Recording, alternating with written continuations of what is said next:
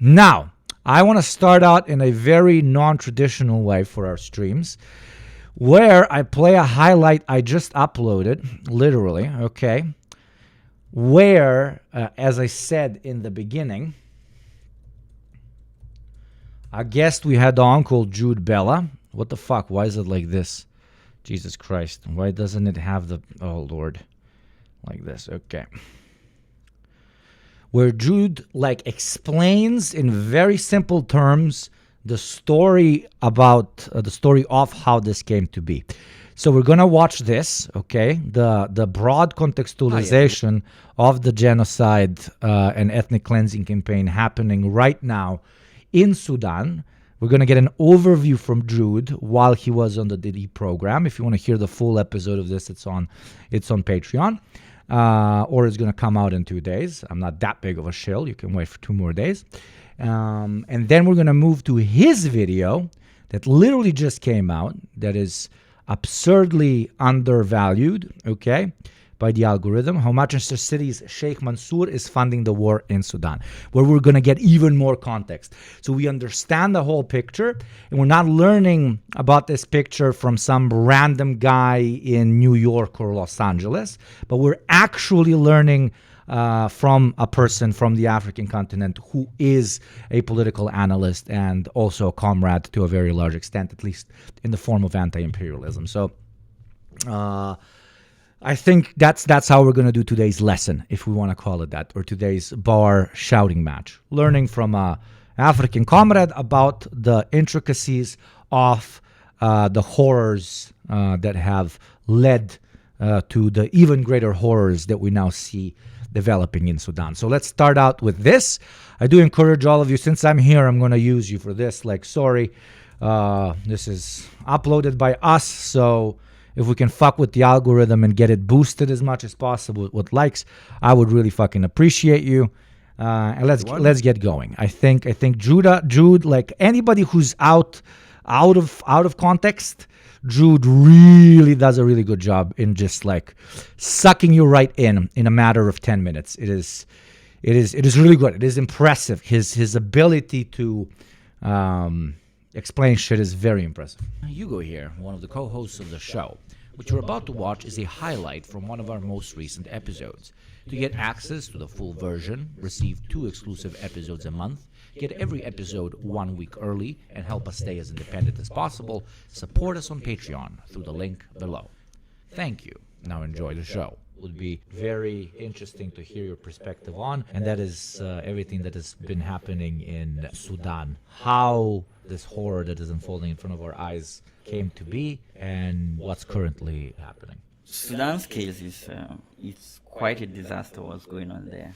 You see, Sudan today is the result of 30 plus years of militarized rule. They have proxy warfare, a failed transition that left 2 armed giants in one state. Now, that is the army and the RSF.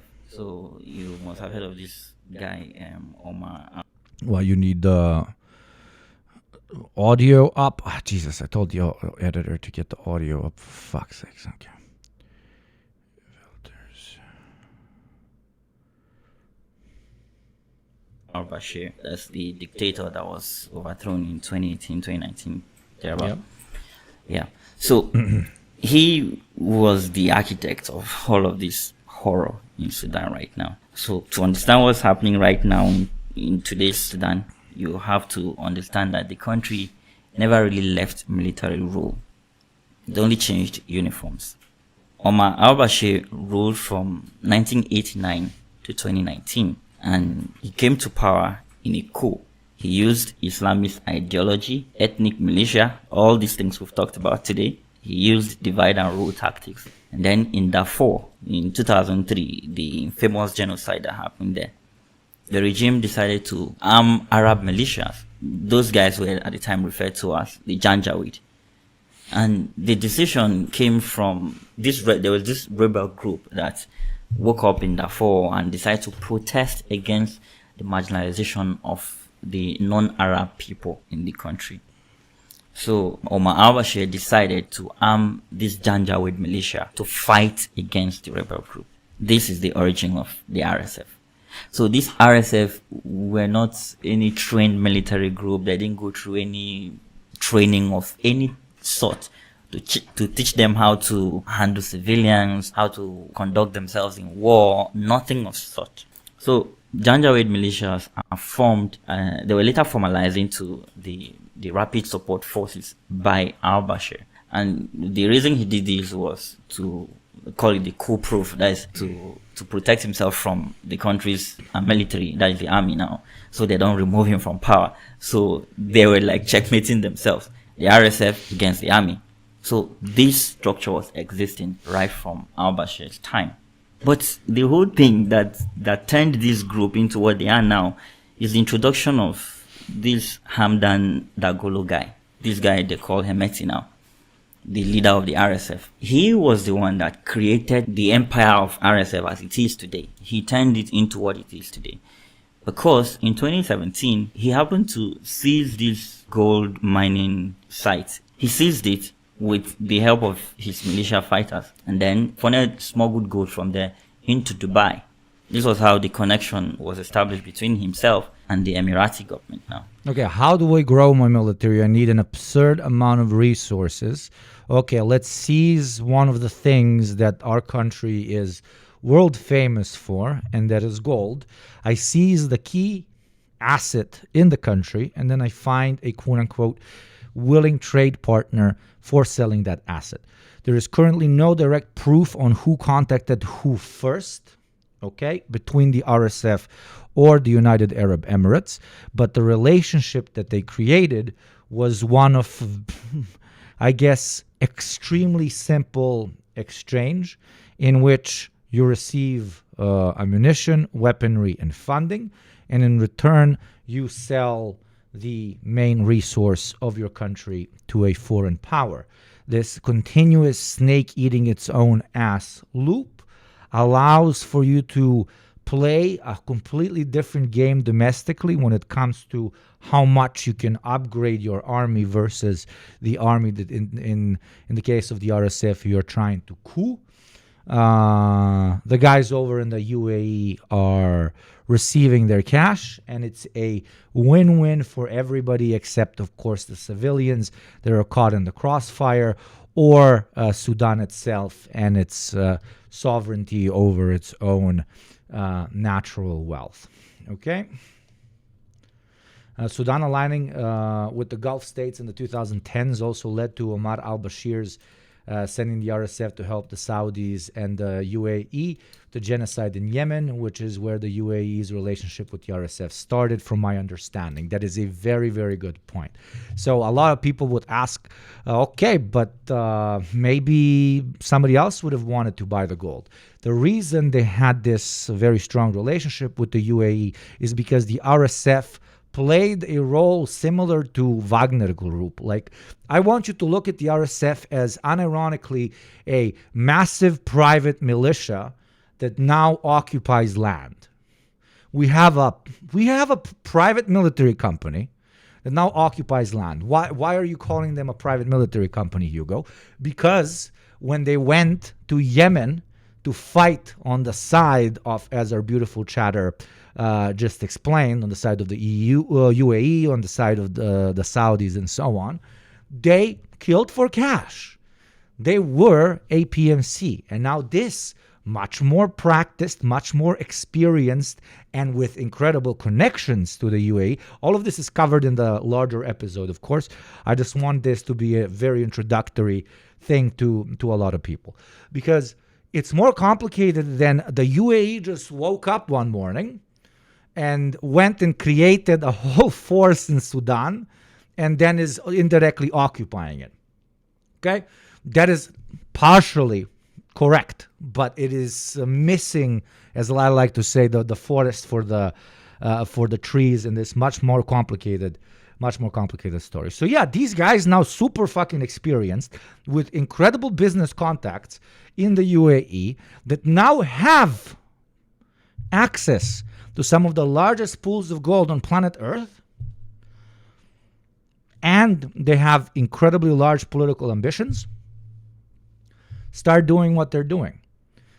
A case of balkanization, where different influence groups, foreign influence groups, are playing one side against others as a means to enrich themselves. But that does not undermine the fact that domestic reactionary forces, in this case, so reactionary, they're basically private military companies, a private military company, has to have set the ground for this foreign influence and so on. It is what's the word?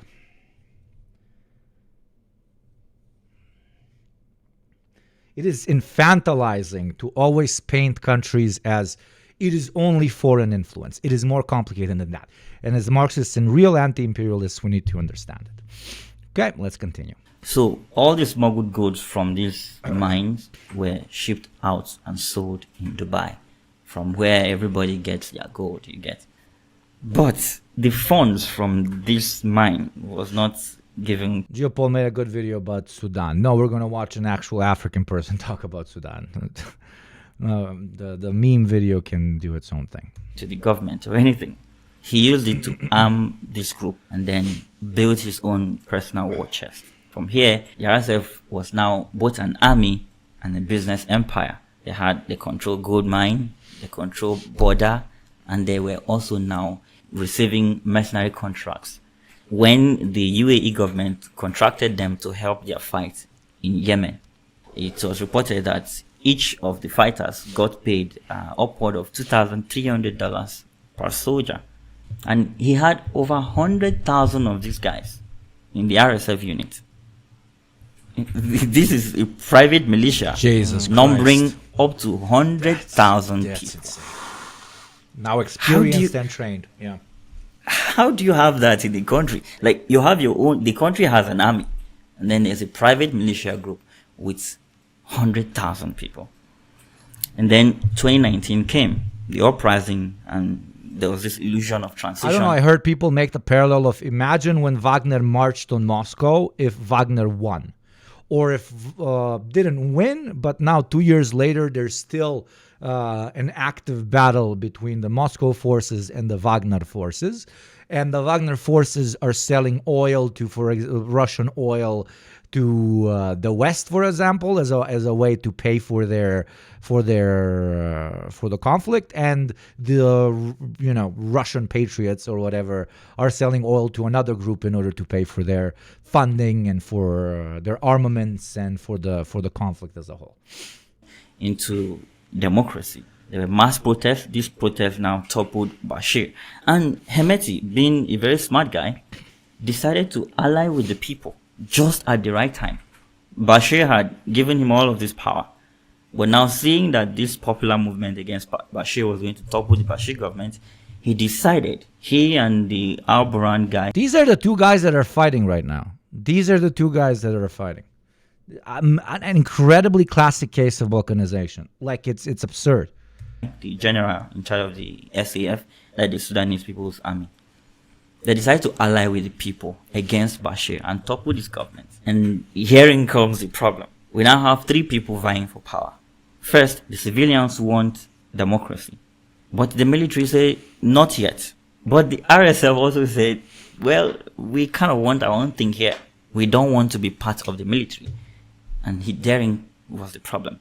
The military wanted to integrate the RSF into the armed forces of Sudan to make it one, so that. But the reason this case is extra insane is that the RSF, while having some underlining like hardcore like pro-Arab ideological tendencies, they participate in a lot of ethnic cleansing on that basis.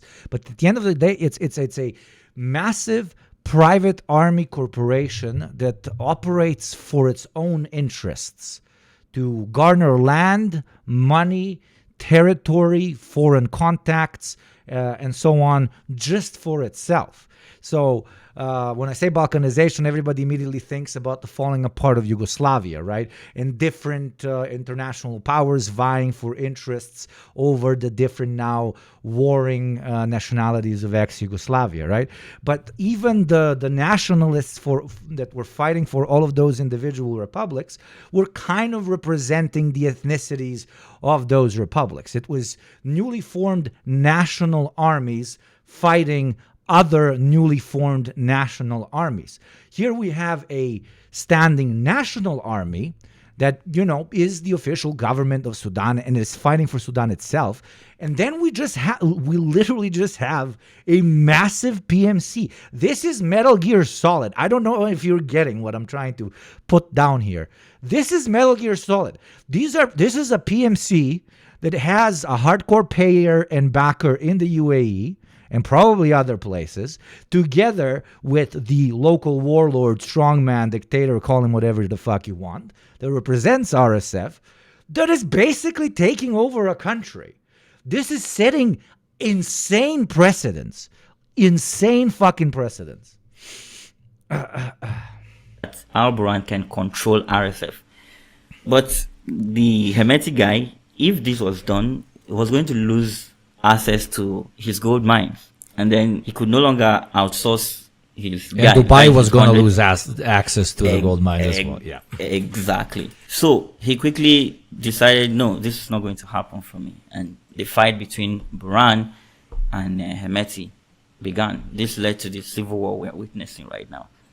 But why is the UAE involved? And how are they involved? Now, whether people believe it or not, the UAE is funding majority of the violence happening in Darfur right now. Our next upload is about that particular story. That's what we're going to watch after. It's a wild story. You have the UAE building what they called humanitarian hospitals in Chad border. And then in these hospitals, they send planes with supplies that's supposedly humanitarian aid, right? But when you open them up, they're weapons. Wow. And those weapons are being trucked out to the RSF unit. So Dubai is kind of funding the RSF. Dubai is getting supplies of gold from Hemeti. And Dubai has been funding agricultural projects in Sudan. So it's more than just gold for them. For Dubai's government, this is like trying to capture land as well. Because having Hemeti, because as it is now, you asked about what is currently happening in the country right now. Right now, the country is effectively split. Mm-hmm. There is the RSF controlled region and then the Sudanese army controlled region. So I think what Dubai wants is to maintain the status quo so that they have some level of influence over a government having Hemeti in charge, because such a government answers directly to them, and then it will ensure the steady flow of gold. They can also have land to cultivate their agriculture and ship back to them. Like the Americans are playing checkers and the UAE is playing chess. Because the UAE has adapted to true late-stage capitalist warfare. What do I mean by this? The Americans deployed their planes, the Americans deployed their troops, or the Americans train particular reactionary national forces against the establishment in a particular country when they want to coup it. The UAE is simply using a private army. There's not a single Emirati citizen that has to fly a plane or step on the ground. Hence my Metal Gear Solid reference. This is a massive PMC taking over a country. And sure, once it takes over the country, it will all of a sudden be probably praised by the so-called civilized world for having brought about peace or something. But even if it doesn't, if it simply occupies those territories, extracts resources, the members of the PMC will live incredible, lavish lives with slaves and whatever, right? And the foreign power, in this case, the UAE, will receive the resources it wants in return. It's it's an absurd, almost video game reference level of occupation. Hey, I want a whole part of a country. Why don't I just fund a PMC that already existed there to take over everything? And I insist on calling them a PMC because that's what they are. They are soldiers for a hire that get a lot of fucking benefits if they do whatever they need to do. Like, the army are not beyond critique, of course, specifically when it comes to their airstrikes hitting civilians, or when it comes to aid access, like the Sudanese government created the RSF. But we have to recognize the brutality of the RSF and that they are inherently genocidal and destructive. The army takes over towns, but the RSF burns them down, engages in massacres and human trafficking. There is so much of a tendency by Western and Emirati institutions to equate the two. Absolutely great point. Of course, the other one should be criticized, but just the scale of what the RSF does is insane. And a lot of you might be asking, but okay, dude, you are a fucking PMC. Why are you bringing so much attention on you that a random Balkan communist right now with 300 other people is discussing it on a Twitch channel? Why the fuck would you be burning down villages and gutting people and SAing and stuff like that? That's not good for business. Probably even the Emiratis are like, that's not good for business. What the fuck are we doing? Well, Jude here has a very good dialectical explanation. I'll let him say it himself. So you see what the UAE government is doing here, using their money to fund all of these wars outside, gaining influence, arming these terrible, what do I call them, dictators? I don't want to use the word dictator. Arming these strong men, strong men. And then just the civilians dying in mass. It's horrible. Over 150,000 people already reported killed. These are civilian numbers. Civilians. Absurd. It's God. Yeah. One thing that I cannot explain to myself to an extent is, okay, it is a fight over resources. It is a foreign state financially motivating a strongman, basically an extremely experienced private military that, basically wants to cut out a country for themselves together with their partners. But when you're doing something like this, again, I'm going to come off as a naive for the second time today. Why commit so many atrocities? Isn't that bad for business? Now everybody's looking at Sudan. If they were doing this without literally pulling women and children out of their houses and shooting them at the back of the head, there would be less attention on this. Why such ferocity in what the RSF is doing? During my research into this topic, I found that the way Omar al-Bashir was rewarding them in the early days was that when they fight wars like this, big question. Genuinely, I don't know why nobody's asking this fucking question. I genuinely almost haven't seen it absolutely anywhere. And now he's going to explain basically one of the only core ideological tenets of the RSF, which is so fascistic that we're going back to the fucking ninth. Oh, Jesus Christ. There you go. That's why I don't mute myself. My bad. I'm genuinely baffled why absolutely nobody is asking this particular question that was posed here. And the way Jude is going to explain it to you is completely mind-blowing, because it is an explanation to an extent so simple and yet so ideologically powerful. The only arguably ideological tenet that the RSF has is so fascistic and so insane that it's like... and he makes, I think, a very correct parallel. It's like 5th, 4th century Vikings. And let him say what that specifically means. The RSF is doing. During my research into this topic, I found that the way Omar al-Bashir was rewarding them in the early days was that when they fight wars like this, especially in the Darfur region, the lands they capture becomes theirs. Oh. Do you get that? Oh my God, yes. So you are not fighting for money now. Whatever you capture in this war, spoils of war. Do you understand? This is sort of like the Vikings movement. You destroy this thing, whatever you find there is yours. So this is basically arming mad people, and whatever they capture in war becomes theirs. This is like American Manifest Destiny, but it's a private military corporation doing it. That they're unironically colonizing. Even though most of these people, unfortunately, are also Sudanese. But now we have a private military entity colonizing its own country, where soldiers, that's the main dialectical materialist analysis of why they are going into houses and blowing everybody's brains out, because there's nobody to occupy the house now. It's my motherfucking house. And that is fucking dark. That is fucking dark as fuck. But it also sets an insane precedent for other PMCs to copy this. For other PMCs to copy this. This is not in all parts of the world, but in a lot of parts of the world, this is just Holy Mother of God, sustainable way of developing your PMC, because they're no longer just working for cold hard cash. They're now working for land.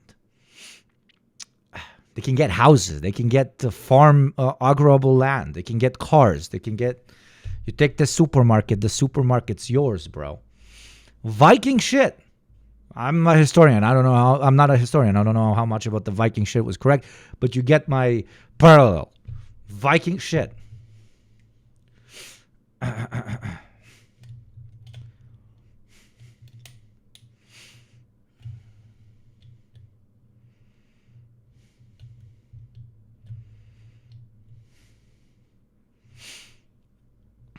Women, be it children, be it land. They just level everything. And to make it worse, they are carrying out these atrocities against the non-Arab people. That is the most important part, which makes this ethnic cleansing. There we go. So now you know the basics. Now let's go into Jude's actual very long video. Oh my God. There you go. And now the audio levels are off the fucking charts. I'm sorry, chat. My bad. Please, the link was in chat. If you could help boost it, it's the official deprogram account. I would love you. The pinned one. And afterwards, when we're going to watch this video, I want you to boost Jude's brilliant video as well that I haven't watched. So let's get into it. October 2025. Also, partly how the Roman Empire worked. You fought, you were given slaves and land. Yeah. Yep. The camera you're going to get. I have a beautiful mod that has helped me with this. Wait, I got it pinned, I think. So, copy image. What the fuck? Copy link. So, Sony Alpha ZV-E10 2 mirrorless or whatever. This is a bunch of the shit, and this is obviously not everything. I'm going to get a bunch of lenses, all kinds of stuff. But apparently he told me that this is really good for streaming. If you disagree with him, you must fight to the death. The ruling classes will truly do everything in order to maximize profits, and yet people still defend capitalism. I also managed to convert my Christian friend to be anti-capitalist simply by explaining that all the shit that is happening is because of the pursuit of profit in capitalism. Absolutely, and thank you for your service. Also, very nice to see you, GMT. What's up? What's up? All I know is that Fujifilm is a lady magnet. Damn, I don't need that. I already got too many ladies and men and everything, you know? It's so fucking disgusting that knowing that cynical Zionists and Israel defenders will use this genocide in Sudan, whole town are worded and slaughtered, and the destruction in Congo as a gotcha. I've never seen such depraved scum. It's insane. It's fucking insane.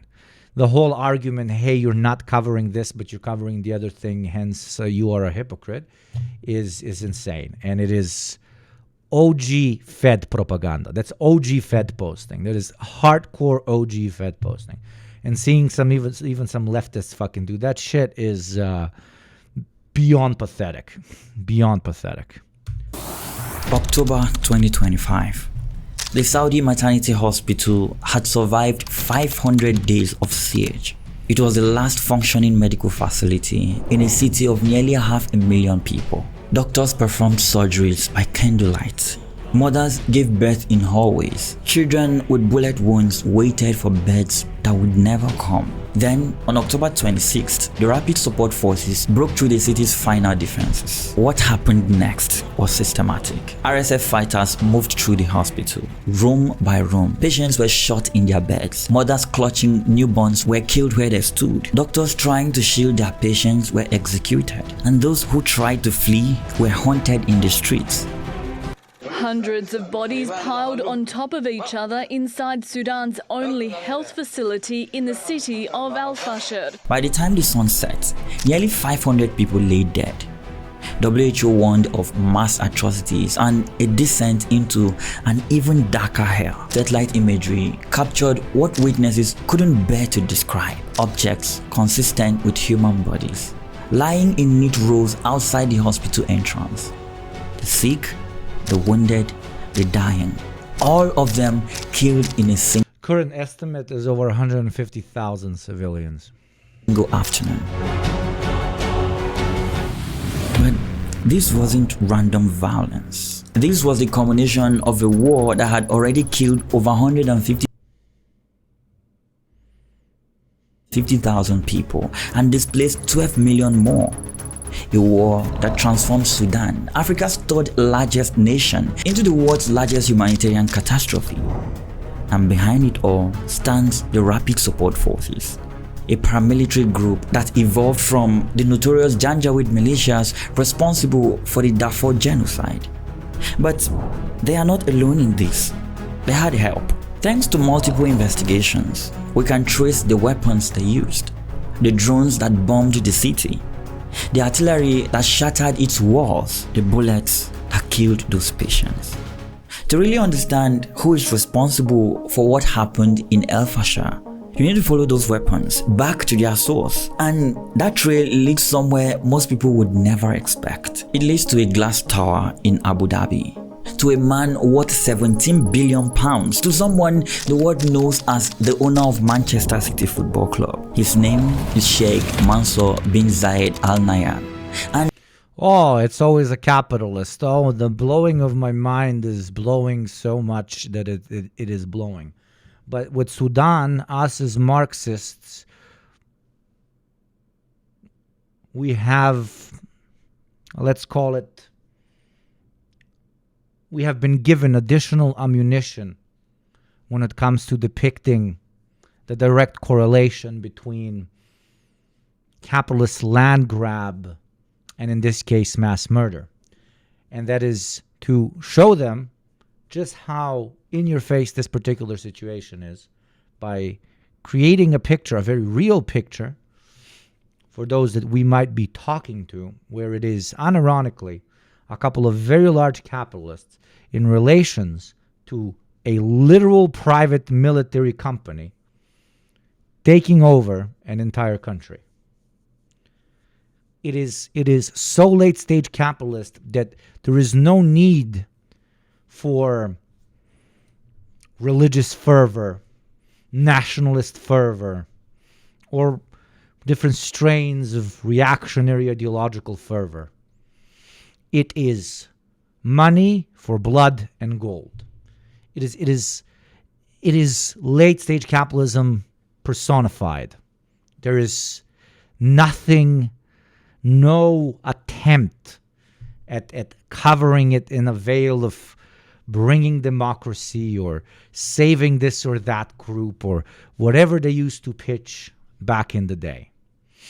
It is, do you have gun? I have gun. Do you know how to use gun? I know how to use gun. I will give you land and I will give you money. That is now the Sudanese RSF leadership. And then when the Sudanese RSF leadership is talking to UAE capitalists and leadership, they ask them the same question. And that relationship flows down until they enter your house and got your child in front of you. So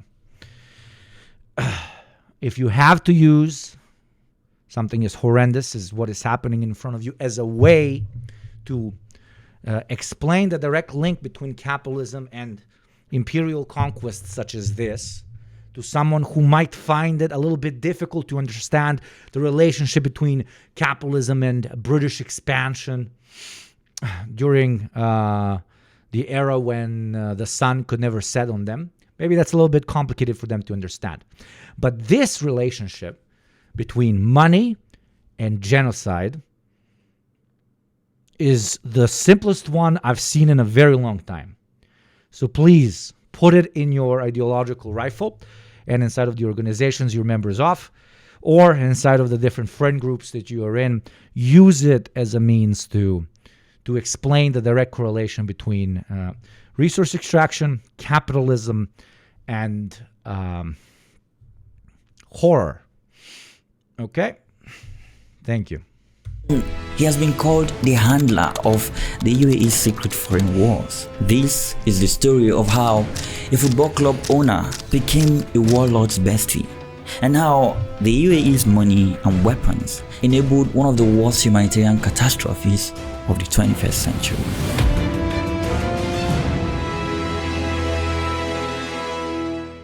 To understand what is happening in Sudan right now, I need to show you a map. Take a look at this. The country is currently divided between RSF fighters, the Sudanese armed forces, and other militias and rebel groups. Sudan is burning. It's been burning since April 15, 2023, when fighting erupted in Khartoum between two rival military factions.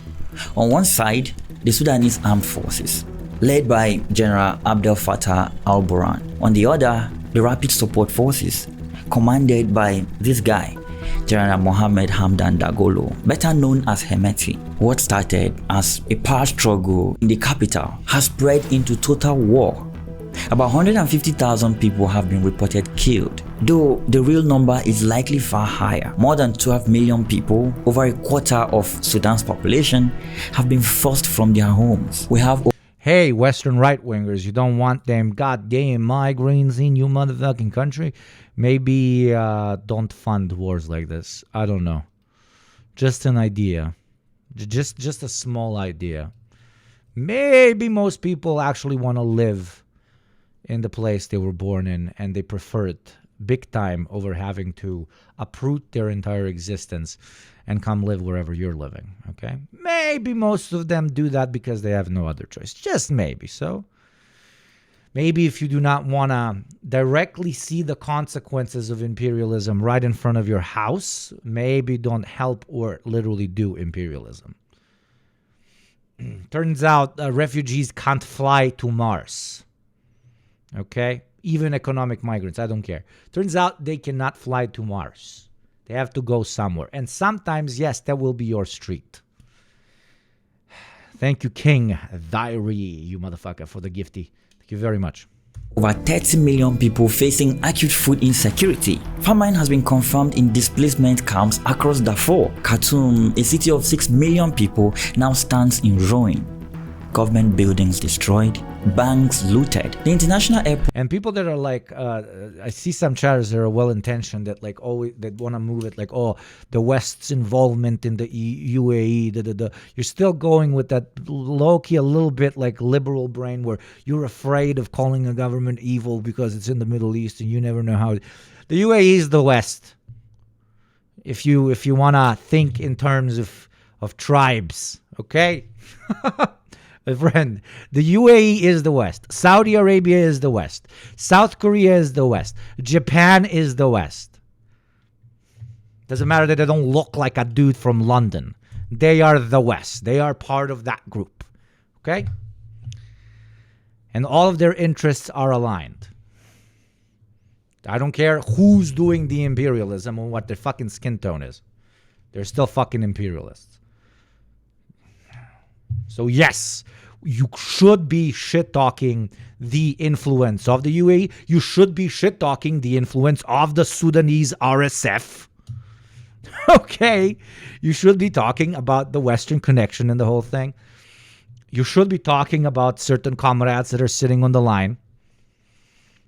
All of these groups, if you do not want to infantilize them, are part of the larger problem. And the relationship to capital, of course. Because I genuinely don't like that it's always, like it's so infantilizing. Honestly, like it's always, whenever there's like people that happen to not look white that are doing fucked up shit, it's always like, ooh, they are being manipulated by the white man. That implies that they're babies and they are always, no, everybody works for capital, my dude. Okay? Everybody sells out for capital, my dude. It just trickles down in the worst of ways. Yes, the UAE wants to be an emerging regional, if not greater power. And they've been working at it for the last 30 years. The EU literally funded the RSF too before the war, when they functioned as a border guard to stop people fleeing from the Horn of Africa from coming to Europe. Yeah, they're a fucking PMC. Europe is very much complicit, not to mention European arms, and therefore from various countries. Yeah. But so is the UAE. So is the RSF. I'm Kenyan, and our government is very much supporting, particularly the RSF. Kenyan Army guns have been found there. Our president actually hosted Hemedi earlier this year and literally denied this in a recent Al Jazeera interview. There we go. Thank you, Kansara. Thank you. But no, some people want me to consider everyone like little stupid brown people that get manipulated by the Western. Sure, some of them do, but some of them very willingly sell out. Okay? They are also pursuing their material interests.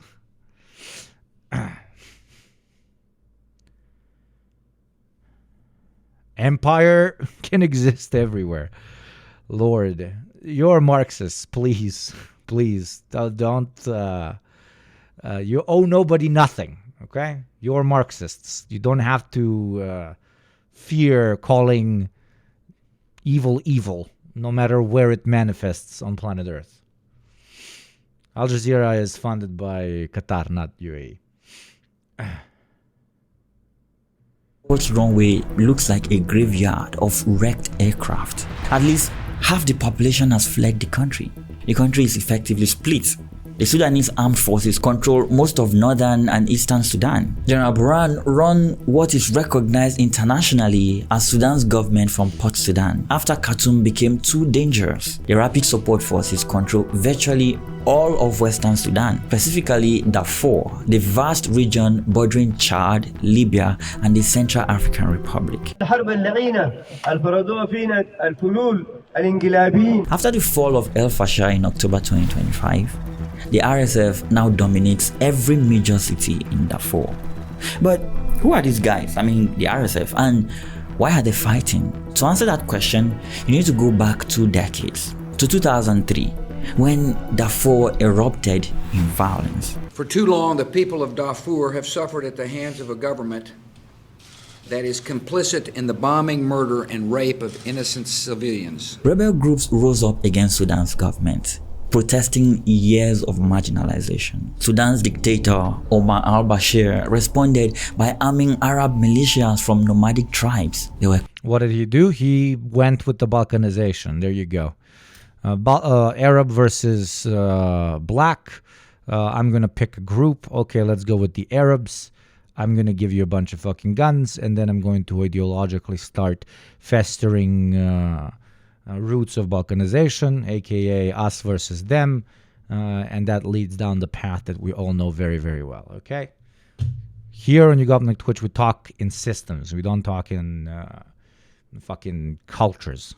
Called the Janjaweed, a word that roughly... It doesn't matter if it was the other way around, motivating black Sudanese against those who are defined as Arab Sudanese. We talk in systems.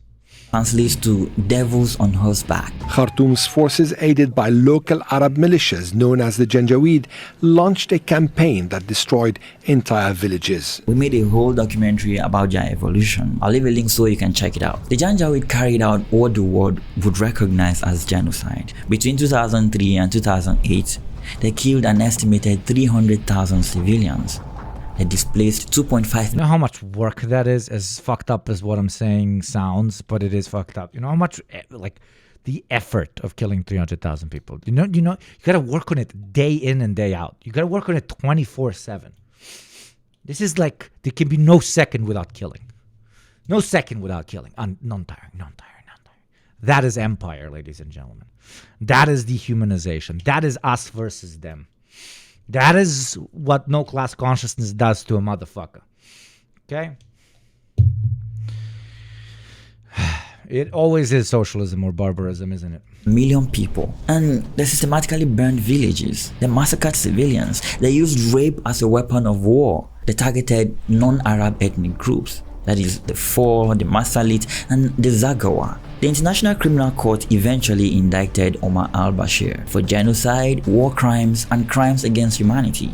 But his commanders were left unscathed. One of those young Janjaweed commanders was this guy, Mohammed Hamdan Dagolo, known as Hemeti. He was born into the Power vacuums, eh? Power vacuums. Lord. Balkanization have been a political thing in Sudan ever since the 50s. Absolutely. When the British and Egyptian controlled parts of Sudan reunified, and even after the split in both countries, the subsequent government continued to run their country in ethno-nationalist way. Yes, continuing the either the split or the attempted unification under post-colonial rule is the fucking classic that you do if you want to foster ethnic hatred, through which you cement your power by occupying as much of a territory with a majority of the ethnicity that you've chose. You are now supposed to be the major representative of, and which will protect your interests in return for you protecting and elevating their interests over other locals, if there's even other ethnicities left alive after you've taken over. But even if there are, you have citizens of first row, second row, you basically do apartheid, and the guys of the first row support you no matter what, even though at the end of the day, you truly are usually even giving them jack shit compared to how much you're fucking making for yourself. Thank you, Bilazer, for the 2-month streak. Thank you very much. The God tribe. He worked as a camel trader with minimal education. He left school in 3rd grade, in fact, but he proved himself as a ruthless commander during the genocide. Well, in 2013, Bashir made a decision that would change Sudan forever. He formalized the Janjaweed into a new paramilitary force, the Rapid Support Forces. He put Hemeti in command. The RSF became Bashir's personal guard. They crushed rebellions, they protected his regime. By 2019, they numbered about 100,000 fighters. But they weren't just soldiers now. They were a business empire. You see, in 2017, Hemeti and the RSF forcibly took the Jebel Ahmed gold mines in Darfur, some of the richest deposits in Africa. His company, Al Junaid, soon dominated Sudan's gold industry. That gold generated hundreds of millions of dollars annually. Much of it was smuggled to Dubai. This made the RSF financially independent. They could now buy their own weapons, pay salaries even better than the regular army. They became what analysts called a state within a state. When popular protests forced Bashir from power in April 2019, Hemeti threw away his loyalty cap and helped overthrow him.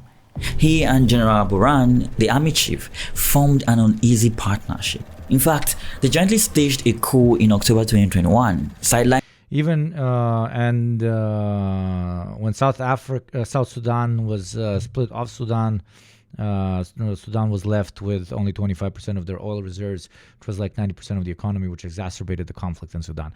Turns out that the reactionary nationalist movements lead to even greater problems than the problems that they pretend to solve.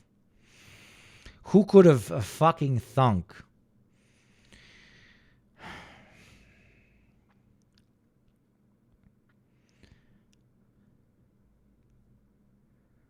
the civilian government that was supposed to lead Sudan's transition into a democratic government? But tensions were building.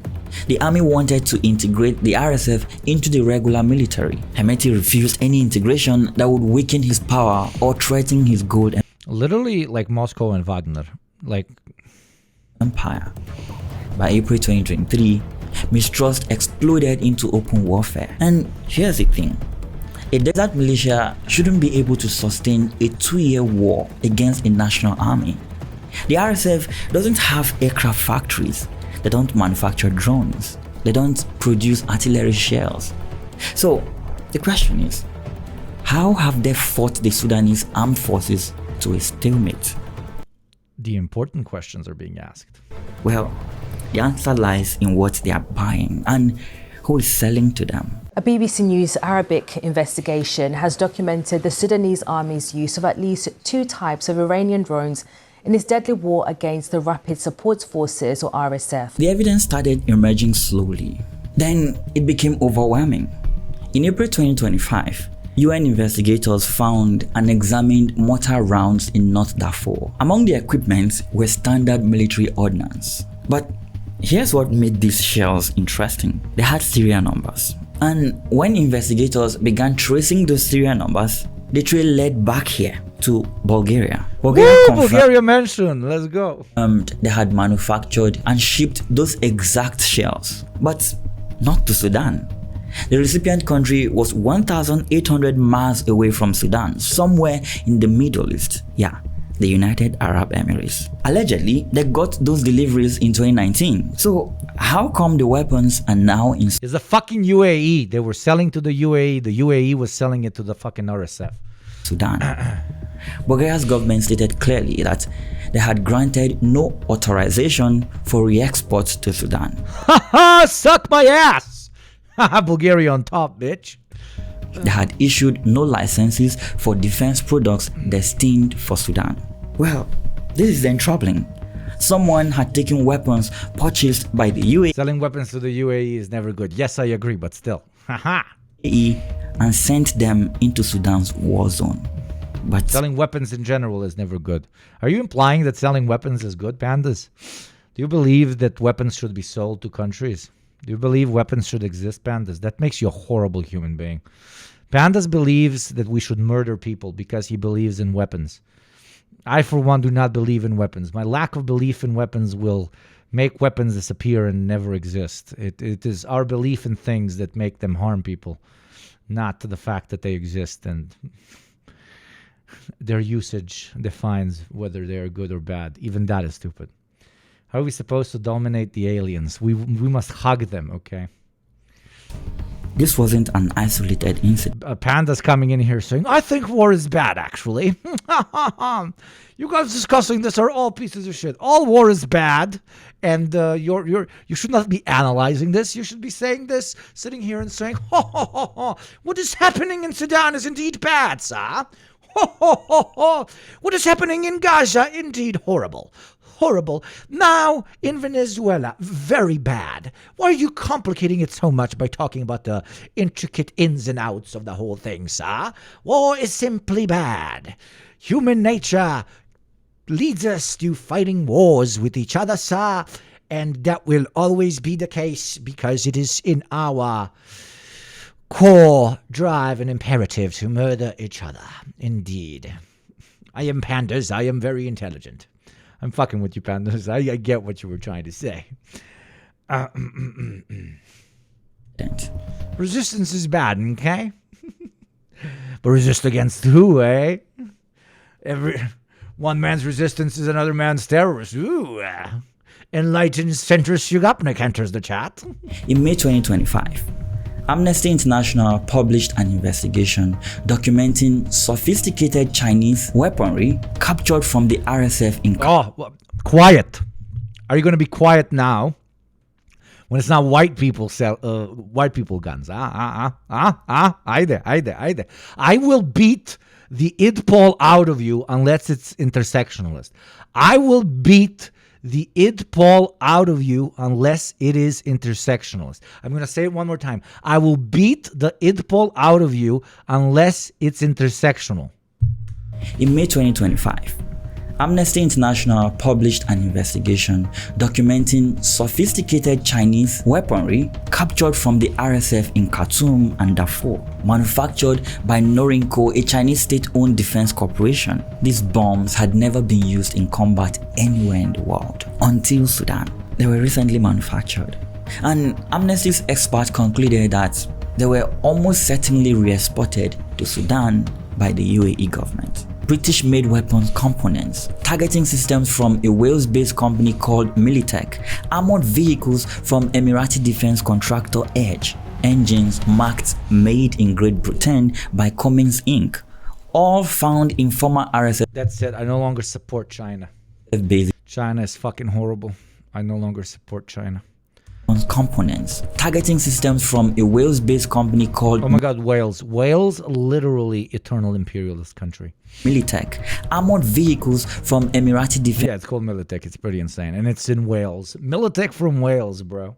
Contractor What do they train their tanks on? Sheep, bro? Edge, engines marked Made in Great Britain by Cummins Inc., all Cummings.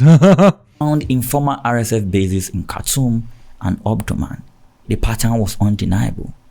Advanced weapons were flowing to the RSF through Emirati channels. US intelligence agencies tracked this flow throughout 2024 and 2025. According to reports from the Defense Intelligence Agency and the State Department's Intelligence Bureau, weapons transfer from the UAE to the RSF increased significantly. Sophisticated Chinese-made drones, small arms, heavy machine guns, vehicles, artillery, mortars, ammunition. But how? How does an arms pipeline operate on this scale? Well, the answer This I didn't know, by the way, up until very recently. This is such a fucked up way to transfer arms. And if you don't know how, you're about to hear. This is just cartoon villain approach to transferring arms. It lacks honor in every single fucking way. And most people do it, don't get me wrong. I just, I always thought, like, come on, this is like even if you're supporting a genocide, like this, bro, you're really about to do it like this? lies in a remote town most people have never heard of. Amjaras, Chad, a dusty border settlement near Sudan's western frontier. In mid-2023, something changed in Amjaras. The town transformed overnight. An airbase that had been quiet suddenly became one of the busiest airports in the region. Cargo planes, massive Lushin 76X began arriving from the United Arab Emirates, sometimes via stops in Entebbe, Uganda, sometimes via Rwanda. The UAE said these flights carried humanitarian aid. In fact, they established a field hospital in Amjaras, run by two charities controlled by this guy, Sheikh Mansour bin Zayed Al Nahyan, ostensibly to treat Sudanese refugees fleeing the war. On paper, this looked noble. Humanitarian assistance for displaced people. How kind. But witnesses in Amjaras told a different story. They described cargo planes arriving at night, not during the day when aid deliveries might be expected. At night, they watched as trucks were loaded in darkness. Convoys of pickup trucks, Toyotas, the RSF preferred technicals. These were escorted by armed fighters. These convoys would drive east toward the Sudanese border. Flight tracking data captured the scale of the operation before the tracking account was mysteriously deactivated. 109 cargo flights from the UAE to Amjaras. All were documented, logged, recorded. The New York Times investigated and confirmed not only arms deliveries to Amjaras, but that a drone system had been established on the airfield. Drones that were subsequently used in attacks on El Fasher originated from this humanitarian base. The RSF's battlefield capabilities changed dramatically after these deliveries began. A militia that previously had little ability to contest the Sudanese army's air superiority suddenly began shooting down military aircraft, man-portable air defense systems, man-pads. The RSF had never fielded these at scale before. They began using armed drones to strike army positions, sophisticated combat UAVs that require training, maintenance, and specialized expertise to operate. Multiple rocket launchers appeared in RSF arsenals, howitzers, heavy weaponry the RSF couldn't manufacture and couldn't have obtained through desert smuggling routes. A UN panel of experts concluded in late 2023 that the RSF's new warfighting capacity came from sustained large-scale supplies of weapons via the UAE-Chad corridor. Well, when confronted, UAE officials flatly denied involvement. They insisted all flights carried only humanitarian aid. They said they complied with UN resolutions. They called all those accusations propaganda orchestrated by, quote, the Sudanese armed forces. But the evidence kept mounting, and there was another flow, not just weapons going into Sudan now, but something coming out of Sudan. Yeah, gold. The UAE is the largest buyer of Sudanese the planes flew back with something, eh? Oh, God. gold. Before the war, they purchased roughly 90% of Sudan's legal gold exports. But here's the thing about Sudan's gold. An estimated 75% of production is smuggled out of the country, not sold through official channels. Smuggled. And the primary destination for that smuggled gold, you guessed right, Dubai. In the first half of 2025 alone, the UAE imported approximately 90% of Sudan's legal gold exports, about 8.8 tons, generating close to $840 million. But reports indicated that smuggled gold exceeded official exports by a factor of 4. This creates a perfect loop. The RSF controls gold mines in Darfur. They smuggle gold to Dubai, where it is converted to cash through local trading and jewelry businesses. That cash then helps buy weapons. Those weapons sustain the war. The war secures the gold mines. The cycle continues. Snake eating its own ass. Leaked bank records from 2019 showed the RSF maintained accounts at Abu Dhabi's first bank. Money flowed through a front company called Tradive General Trading LLC, registered in the UAE. Millions of dollars moved through these channels.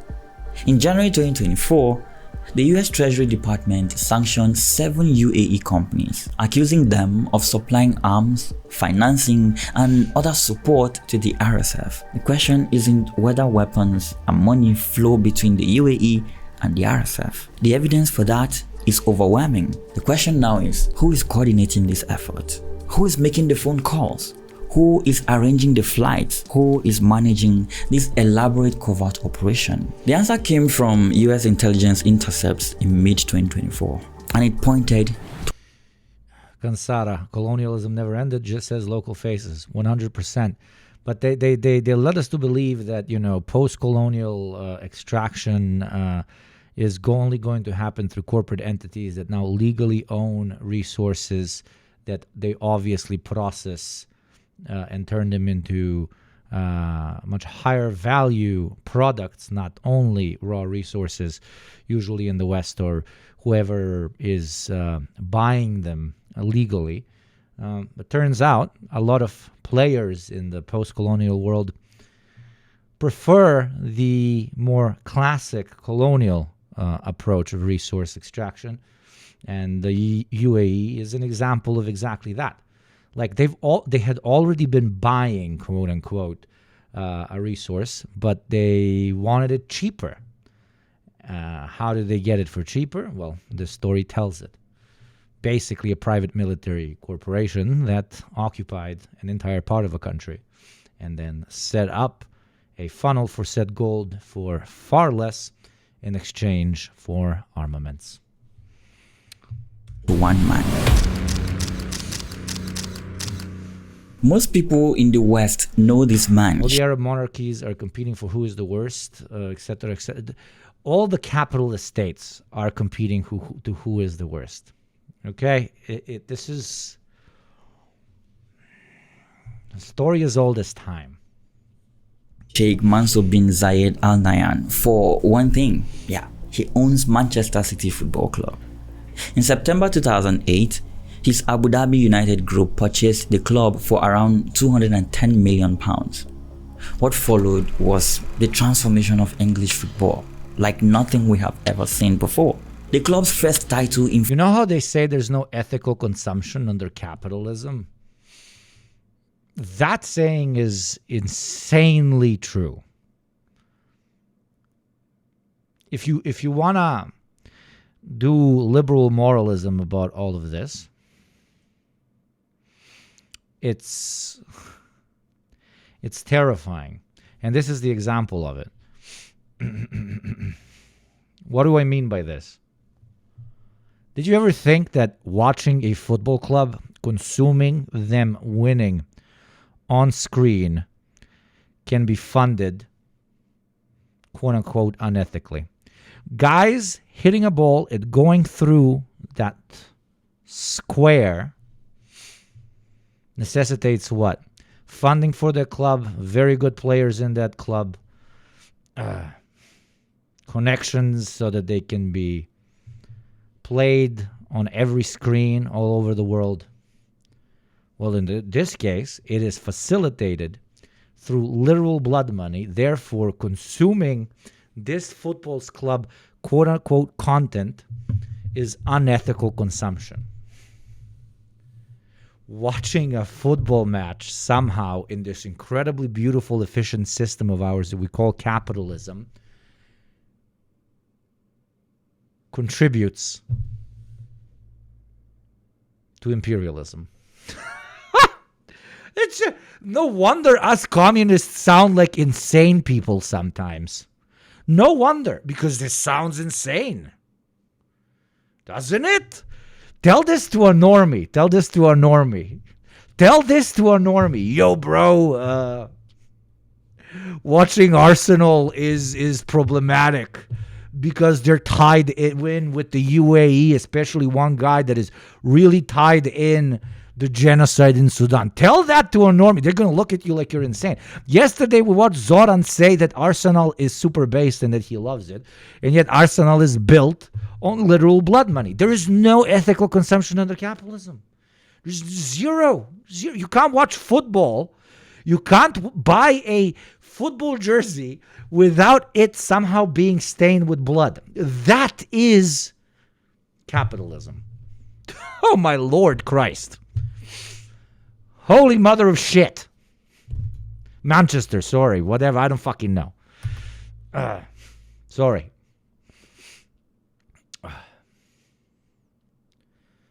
Capitalism ruins sports too. It ruins everything. You would go crazy if we were trying to find quote unquote an ethical product. I mean, you or content or whatever. You would have to live off the grid. And even living off the grid, probably you can find some problematic shit with that. It's unavoidable. It's unavoidable. 44 years. They have won 6 You watching me that I'm agitating against all of this and being like, please subscribe. I need to remind you right now. Please subscribe, blah, blah, blah, the whole shtick. I genuinely would appreciate it. And you would be funneling your money into a communist. But a part of it goes to Amazon.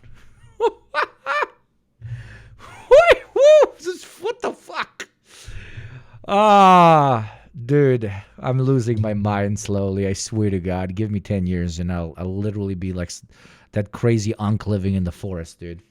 more since then, now holding 7 Premier League titles. They also have the Champions League trophy, which they won in 2023. Manchester City became one of the most successful and valuable football clubs on earth, all thanks to this man. Sheikh Mansour expanded his empire through the City Football Group to include New York City.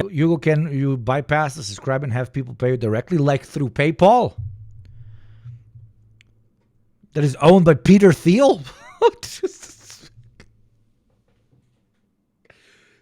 I don't know. Maybe I should open a P.O. box where you send me stacks of cash? No, there's no way.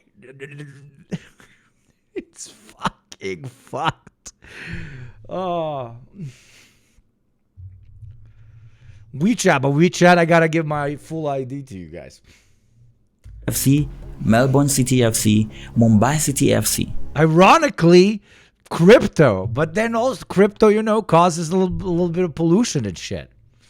But compared to all of this, money for crazy genocidal dudes or money for Western American crazy genocidal dudes, I guess crypto's gonna turn out to be a decent option. What the fuck? I can't believe I'm saying this. It's wild. It's just wild. If you are normal on planet Earth in its current state, you are the one who is insane. The Al Nahyan ruling family of Abu Dhabi controls approximately £300 billion in wealth. He chairs 2 UAE sovereign wealth funds and sits on the board of a third. He controls investment vehicles with hundreds of billions of dollars in assets. He owns super yachts, race horses, real estate all across the globe. This is the Sheikh Mansour the public knows, the wealthy benefactor, the sports patron, the man who brought glory to Manchester. The sports patron, the man who brought glory to Manchester. And he is the Vice President and Deputy Prime Minister of the United Arab Emirates. But here's something most people don't know about Sheikh Mansour. In 17 years of owning Manchester City, he has attended only 2 matches, once at the Etihad Stadium, once elsewhere. That's it. For a man who spent over £1.5 billion building one of football's great dynasties, he's remarkably absent from the spotlight. Former diplomats describe him as having, quote, a chameleon-like ability to disappear into the background. Well, it appears this absence isn't accidental, because Sheikh Mansour has another role, one that doesn't appear on glossy football club websites or in stadium announcements. You see, in June 2025, the New York Times published a major investigation that changed how the world sees Sheikh Mansour. This investigation was based on something most powerful people fear: intercepted communications. US intelligence agencies had intercepted regular phone calls between Sheikh Mansour bin Zayed Al Nahyan and RSF commander Mohammed Hamdan Dagalo. Not occasional calls now. It's pretty insane that they leaked that, though. Okay, I didn't know this, but why the fuck would the CIA leak shit on their ally? Interesting. Though the UAE is literally trying to pitch itself as like the new Switzerland. Switzerland with even less regulation or whatever the fuck when it comes to I mean, now the meetings, the Russia-Ukraine peace meetings, some of them happened in Abu Dhabi. The long-term plan is that, but they have to have a very strong resource base, and they do have oil, but now gold will help as well in order to be such a quote-unquote neutral facilitator. Regular coordination throughout the war. More than a dozen US, African, and Arab officials told the Times that Sheikh Mansour was leading what they described as an aggressive campaign by the UAE to expand its influence across Africa and the Middle East. Jeffrey Feltman, former US envoy to the Horn of Africa, stated, quote, "We always knew Mansour was the one working behind the scenes in Sudan." And then we have Andrew Peel Miller, a former senior US diplomat. He was even more direct. He called Sheikh Mansour the fixer, the handler, the one sent to places without much glamour or publicity, but which are important. Capitalism breeds innovation in statecraft, I guess. No, it doesn't. He just wants to be another imperialist. It's all the same. It's all the same. There's a decent movie about some bankers and like the bank is going under and they have to decide who they sell it to. No, dude, it's oh my God, what is it called? The British Stock Exchange show, like the young stockbrokers and so on. And then there's a scene like they're really trying to sell it to like a British company because that's ethical. And then they can't, and they're like, oh, let's sell it to a quote unquote democratic country. They unironically say it in the show. And they're like, oh, maybe the Americans want to buy, maybe the French, but then they are too, quote unquote, dirty for them and nobody wants to buy. Industry, yes, Redneck Craig, thank you very much. I hope I'm not confusing it. And then there's a scene, okay, they can't sell it to anybody, and they're like, fuck it, we're going to sell it to some sheikh. I don't remember from which designated Arab monarchist state it was. And you know, they're interviewing the sheikh and the conversation goes along the lines of like sheikh just sits there on the call and only his managers talk to the bankers, and the only time the sheikh says something is you know, they're giving him shit for the way that he might use the funds that now he has access to because he's going to own the bank indirectly, at least the majority stake in the bank. And the sheikh says nothing until he hears that. And he kind of, first time you see any emotion out of him, he looks at them and he says, what? Our imperialism is worse than your imperialism? It just goes fucking quiet in the room.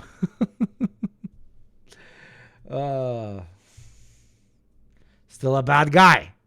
Still very fucked up. But he's kind of calling them out like, guys, like you were about to sell it to the Americans or to the British. They're all imperialists. We are also imperialists. But come on, you're being hypocrites here.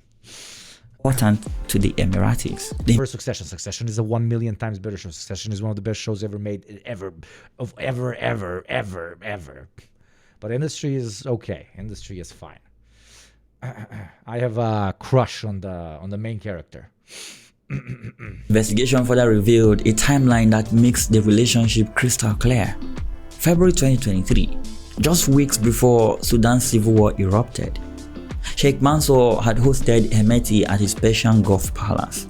But this wasn't their first meeting. Mansour had previously entertained Hemeti at a UAE arms fair where they toured exhibits of rockets and drones. Two powerful men walking through displays of weaponry, discussing possibilities. April 15, 2023, the war begins in Khartoum. Within days, Hemeti was granted safe haven in Abu Dhabi. He stayed in a secure residence where he recorded video messages to his supporters back in Sudan. So, while his fighters battled in Khartoum streets, their commander was protected in an Emirati compound. Shortly after, the UAE launched the covert operation to arm RSF fighters. The air bridge to arm Jarrah's Chad, the humanitarian field hospital that doubled as a weapons depot. The operation was sophisticated, coordinated, and systematic. And according to US and UN officials, this humanitarian effort served as cover for secret Emirati operation to smuggle drones and powerful weapons to Hemeti's RSF. And most telling of all this is that the charities running those hospitals are allegedly controlled by Sheikh Mansour. In 2024, US Special Envoy to Sudan, Tom... Oh, baby. Thank you, Anon. Thank you very much for those developing world gifties. That is very kind of you, Sexy. Thank you very much. Getting us closer to that Gamba moment. Dankeschön.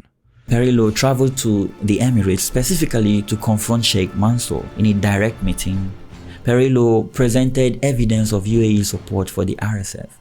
He asked Mansour to stop. According to a US official present in Sudan, Tom Perillo traveled to the Emirates specifically to confront Sheikh Mansour. In a direct meeting, Perillo presented evidence of UAE support for the RSF. He asked Mansour to stop. According to a US official present, Sheikh Mansour deflected. He reportedly blamed adversaries. He claimed others were obstructing peace in Sudan. And after this, the phone calls with Hemeti continued.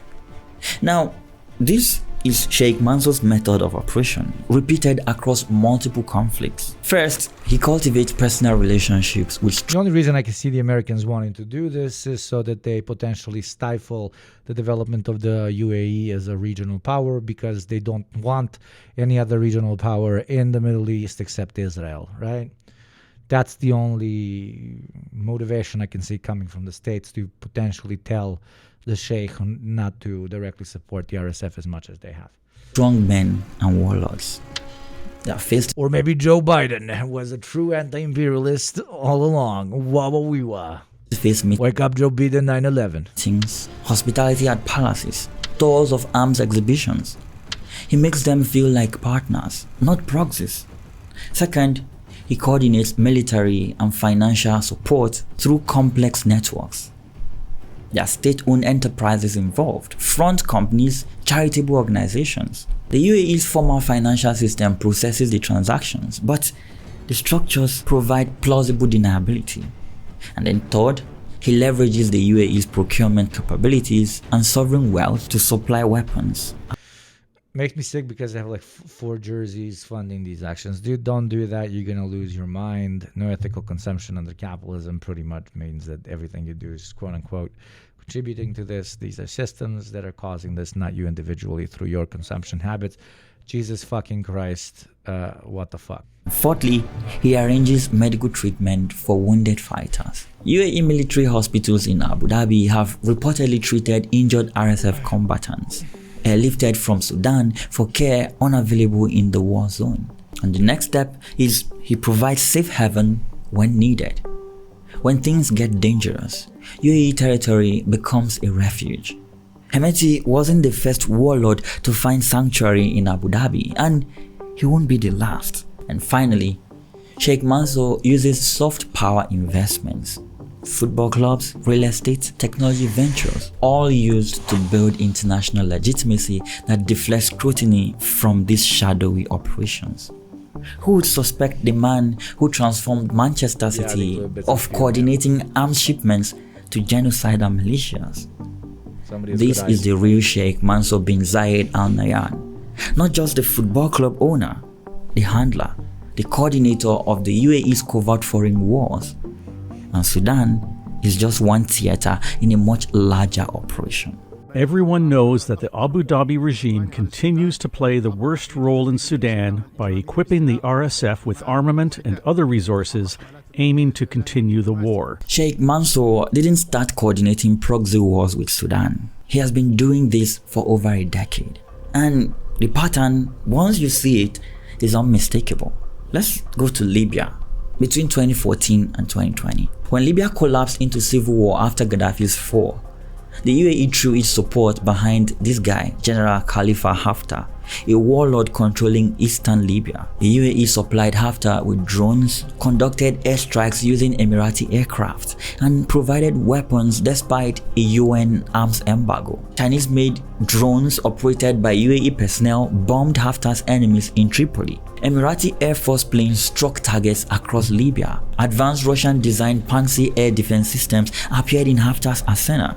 Systems so expensive and sophisticated that a UN report concluded, quote, "It is very unlikely that any Libyan party acquired it.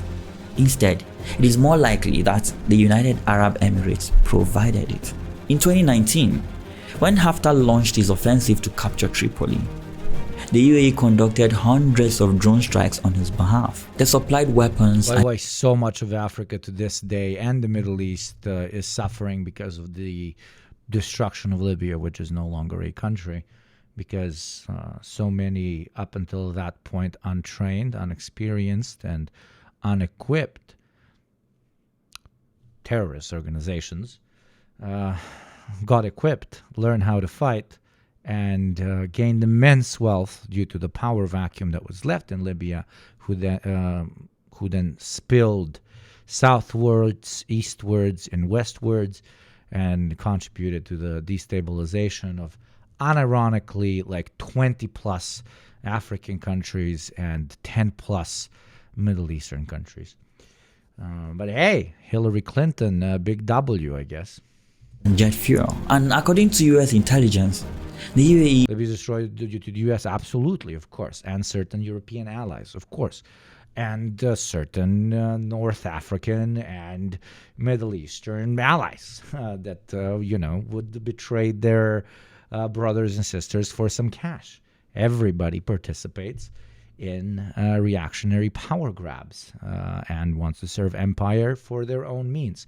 Just the reason I mention it, my friends, is that power vacuum exploding the way that it did is something that is very much so lived corpse to corpse to this day, not only in Libya, even though Libya is such a massive place with so many people, so it's very important there as well, but in so many places, southwards, eastwards, and westwards off the former Libya. A lot of top people in the RSF are from Libya from that time, absolutely. The mass murdering psychos in Nigeria that Trump is talking about so that he can utilize it to do imperialism in Nigeria, even though those mass murdering psychos absolutely exist, are pretty much dudes that fought in Libya as well. The ones that they say are, murdering Christians and so on. Listen to the Deprogram episode. Jude explains that whole situation very eloquently, better than I ever could, because he's literally from fucking Nigeria, He allegedly underwrote parts of Russia's Wagner Group intervention in Libya, that is potentially funneling payments to the mercenary company. Sheikh Mansour managed the financial logistics. American-made Javelin missiles, originally sold to the UAE, were found in a rebel base in 2019. They had been diverted to Libya. When confronted, the UAE had to quietly admit those weapons were theirs. Sheikh Mansour's team... Hillary did one good thing. She helped Americans know where Libya is on the map. Well, Libya is no longer on the map. So, well, a funny dark joke, Libya is no longer on the map. So I'm making the joke a little bit darker and maybe a little bit funnier. Had to smooth over the diplomatic embarrassment. But what was the motivation behind all of this? According to the UAE, General Haftar positioned himself as a bulwark against Islamist influence, particularly the Muslim Brotherhood. For the UAE's leadership, crushing Islamist movements is a core strategic objective. Haftar served that purpose well. And then there is Yemen, an operation that started in 2015 and continues to this day. When Saudi Arabia launched its intervention against Houthi rebels in Yemen, the UAE joined as a full partner. But while the Saudis focused on pushing Houthis out of northern Yemen, the UAE pursued distinct objectives in the south. The government in Abu Dhabi deployed significant military forces to Yemen and built up local proxy militias, particularly the Southern Transitional Council. This was a secessionist group seeking to carve out an independent South Yemen. They armed these militias with heavy weapons, armored vehicles, and training. In fact, the UAE hired mercenaries from across the world. There were Colombians and, of course, Sudanese fighters from Hemeti's RSF, thousands of them paid for by Emirati money. These mercenaries fought the UAE's battles, so Emirati citizens... It's such a good video. It not only contextualized Sudan, but it's also now contextualizing the role the UAE has been playing for a long time when it comes to developing these proxy forces all over regions that they consider regions of interest for them, which is now allowing us to better understand the long-term ideas of what the UAE wants to become, which, as we all know at this point, is a very strong regional power and a strong power broker between the East and the West, which it can only achieve if it has immense wealth, but also military presence. Wouldn't have to. In 2019, the UAE announced a withdrawal of its troops from Yemen, but this was deceptive. The proxy forces remained, armed and funded by Abu Dhabi. The war became a shadow operation. UAE influence maintained through local warlords who controlled ports and coastlines crucial to Gulf shipping lanes. Reports later emerged of secret detention facilities in southern Yemen where prisoners were tortured. Well, the UAE denied involvement, but human rights organizations documented these sites. How about Ethiopia? When Ethiopia's government fought Tigray forces in the north, it initially struggled. Then, suddenly, armed drones appeared over the battlefield. Chinese-made combat UAVs operated from the UAE's military base in Eritrea. These drones struck Tigray positions and helped turn the tide in favor of Ethiopian Prime Minister Abiy Ahmed's government. The intervention was brief, a few months of intensive drone support, but this was decisive. The UAE supplied the capability that changed the war's trajectory. Why?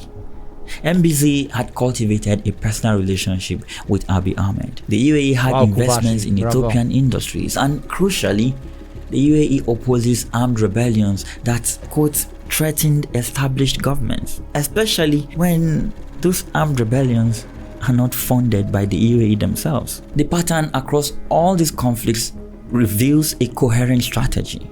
The UAE supports authoritarian strongmen and warlords who position themselves against Islamist movements, particularly the Muslim Brotherhood. It provides military assistance, that is, drones, weapons, ammunition, logistical support, often in violation of international arms embargoes. It also uses proxy forces and mercenaries rather than large-scale UAE troop deployments, minimizing direct casualties and domestic political risks. Exactly, and also we are not in charge of the RSF, type of reaction. It allows for easier, mass murder, pretty much. Establishes military bases and logistic hubs that create long-term strategic presence from Eritrea to Somaliland to Chad. The UAE has built a network of facilities spanning from the Red Sea to the Sahel region. It makes economic investments, particularly in ports, mining, and agriculture, that provide material interests worth protecting through these military operations. It also conducts sophisticated public relations and diplomatic efforts to maintain plausible deniability, all while shaping international perceptions. And it demonstrates a willingness to breach international law and norms when convenient to UAE interests. The UAE seeks influence without governance, power without accountability. They want to shape outcomes in conflict zones across Africa and the Middle East without the burden of direct military occupation or the scrutiny that late-stage capitalist conclusion. You can literally just buy the conflict. You don't have to put troops on the ground. You can buy the troops even. And you can create complex logistical pathways for those troops to never go hungry, either of food or of bullets or of wealth. It's unironically making the more traditional forms of foreign intervention more efficient. comes with In a fucked up way, it's smart. conventional warfare. The geographic scope is staggering, from Libya in North Africa to Yemen in the Arabian Peninsula. From the Horn of Africa to the Sahel, the UAE has inserted itself into conflicts and You can kind of always buy troops for as long as war has existed. You've entered the chat pretty late today, haven't you? The others know under which context I'm talking about. You can create PMCs, or those who do not want to define themselves as PMCs, I don't know, states within states that have an extremely eloquent and sophisticated logistical pathway to always remain armed, without you having to continuously overlook their operations, because the only reason they can continue existing is because you link them in such a sophisticated manner to your own money and resources, etc., etc. So it's we hire mercenaries for this or that job. With the UAE, the mercenaries cannot exist without the UAE. The UAE makes sure that they are their only possible client. The UAE being the client of those individuals. power struggles across a vast area, thereby establishing client relationships with Call it proxy forces, call it blah, blah, blah. It's been done before. It just, with the UAE, it looks like the only model that they pursue. warlords and strongmen from Tripoli to Khartoum. And at the center of coordinating many of these operations sits Sheikh Mansour bin Zayed Al Nahyan, the handler, the fixer, the man who can authorize $100 million weapons shipment in one phone call and approve a $780 million football stadium in the next. But absolutely go give ASTF a follow. ASTF does coverage on Sudan. And thank you, ASTF, for all the contribution you've had in chat. Thank you very much. human cost of these interventions has been catastrophic. The conflicts in Libya, Yemen, Sudan, and Ethiopia have collectively killed hundreds of thousands of people and displaced millions more. The forces backed by the UAE have been repeatedly accused of war crimes, indiscriminate attacks on civilians, torture and extrajudicial killings, sexual violence, and obstruction of humanitarian assistance. Yet, the United Arab Emirates has faced limited accountability. Economic ties with Western powers protect Abu Dhabi from serious consequences. Arms sales from European and American companies continue all the same. The UN Security Council has proven unable or unwilling to enforce embargoes or impose meaningful sanctions on this country. This impunity has only encouraged the UAE to expand its interventionist strategy. Rather than scaling back in response to international criticism, Right, like to simplify this, contextualization is everything when it comes to international law. And that is where it fails the most. I mean, even if something is as contextualized as possible, like Israel is killing Palestinians, Israel is committing genocide, let's give out an arrest warrant. Oh, give out an arrest warrant, but the big country that nobody gets to fuck with, the United States, denies to follow through on it, and therefore afterwards all of its allies deny to follow through on it, and you have the situation like you do with the Israeli executive body. and certain idea of soldiers and so on.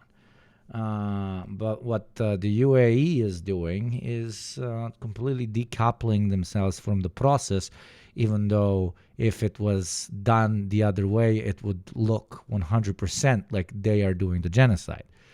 Like, the RSF that is doing the genocide are not regular UAE troops.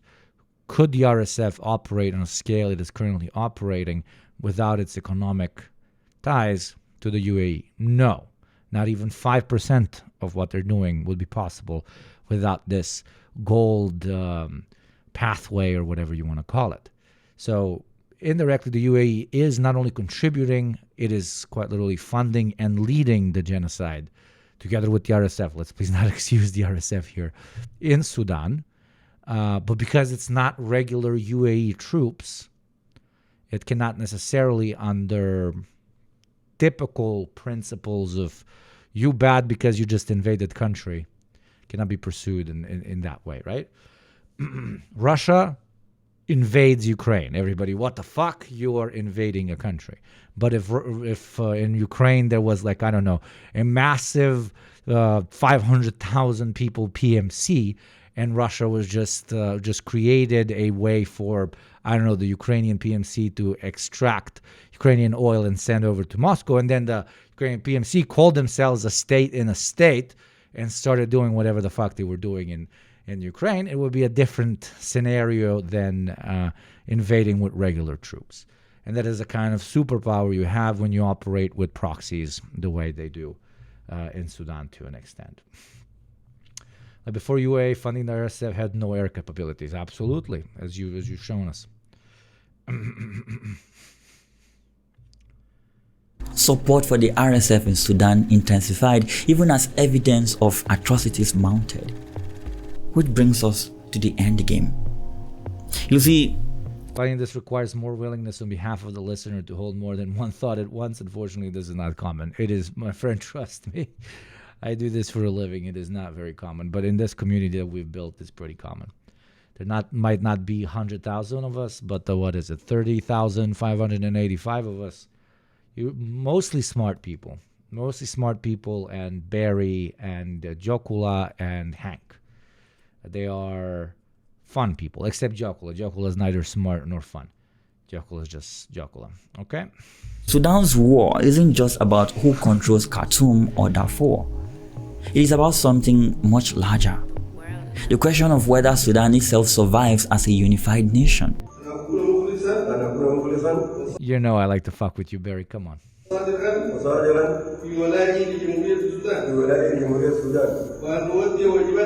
Sudan, as we see it, is already split. Not officially, not on any map you will see, but in practice, it might as well be two separate countries right now. It is, dude. It absolutely is. Sudanese armed forces control northern and eastern Sudan. The Rapid Support Forces, meanwhile, control virtually all of western Sudan, territories bordering Chad, Libya, and the Central African Republic. And in August 2025, the RSF made this division clear. In a ceremony in Nyala, South Darfur, Hemeti took an oath of office as head of what the RSF called the Government of Peace and Unity. Jesus fucking Christ, when you literally have no ideology except money. Rapid Support Forces, Government of Peace and Unity. Holy mother of late-stage capitalism. It's kind of refreshingly honest. Okay? Now we just have fucking PMCs fighting PMCs. We are in Metal Gear Solid. We are literally in Metal Gear Solid. Welcome. One of the oddest moments early on was when Ukrainian forces were fighting Wagner in Khartoum, when Russia was using Sudani gold to weather U.S. sanctions. Though I think recently the army reported fighting Ukrainian mercenaries, this war got very international. That's insane. That is fucking crazy. What the fuck? Should get you on to talk about that, SDF. That's very interesting. Mother of God. You're telling me that regular Ukrainian troops were fighting regular Russian troops in Khartoum? No, you said Wagner, sorry. So different PMCs that represent Ukrainian interests on one side and that represent Russian interests on the other side were fighting there. I don't like this planet very much. Can I leave? Can I leave like tomorrow? Can I get the fuck out? Can I be gone? Be gone? Thought. Ukrainian special forces in Sudan operating against Russian mercenaries. This is from 2024. Video reportedly from Ukrainian intelligence shows captured Russian saying he is from Wagner Group. Ukrainian special forces reportedly operating in Sudan in support of the country's army against Russian Wagner mercenaries aligned with the rebel rapid support forces, according to a video released on Monday. Everything is global. Holy mother of shit. Zelensky had met Sudan's army chief. We discussed our common security challenges, namely the activities of illegal armed groups financed by Russia. Can you see the video? Fucking crazy.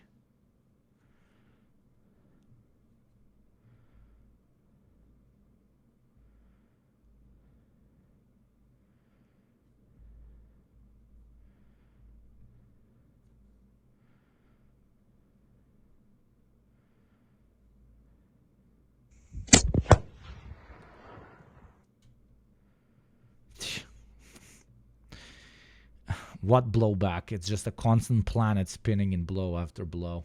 Thank you for that. That's pretty interesting.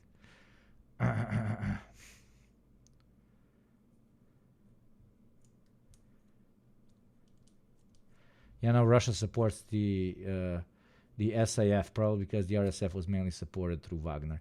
Yeah, probably Wagner was literally just doing a quote-unquote job with the RSF. I don't know. I don't want to talk out of my ass. I don't want to talk out of my ass. A 13-member presidential council was sworn in. Ministers were appointed. A parallel government structure was established. The internationally recognized government in Port The proxy war is 5 proxy wars in a trench coat. That's a fucked up joke. It's funny though. Sudan dismissed this as an artificial construct, an illegitimate entity. The African Union rejected it. The United Nations warned it had serious consequences on the peace efforts and the existential future of the country. But here's the reality. Sudan now has 2 rival administrations. Each controls distinct territory. Each claims authority over all of Sudan. I mean, they had to call it the Government of Peace and Stability or whatever the fuck they called it, because they couldn't call it the North-South Sudan. Because there's already a South Sudan, and they're in the South. So what? They can be the North-South Sudan? The Center Sudan. There's North Sudan, Central Sudan, and South Sudan. Oh, Lord. Middle Sudan. Hey, bro. Please don't beat me. You have beef with people from South Sudan. I'm from Middle Sudan, dude. And then can we have West and East Sudan?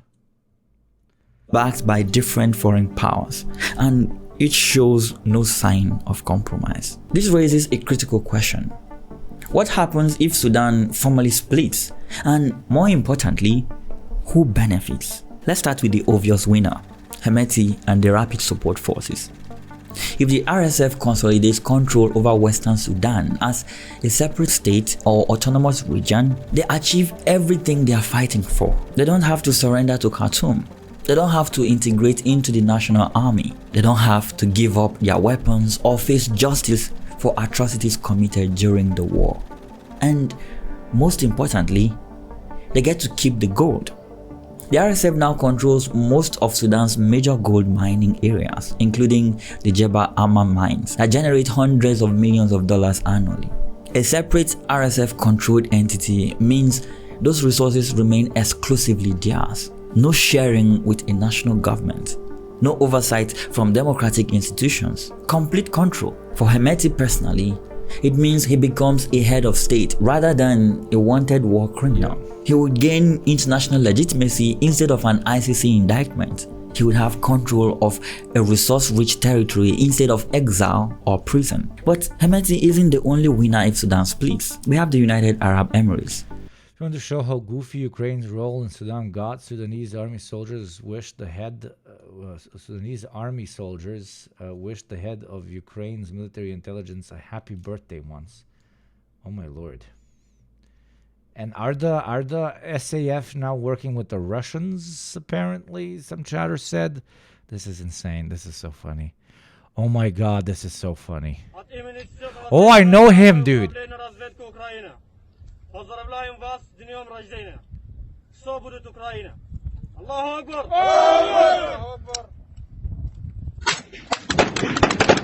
I mean, that's respectful, but what did he, his ironically Russian is very, very good, but I think he says what, I don't know what you said. It's in Arab. It's in Russian.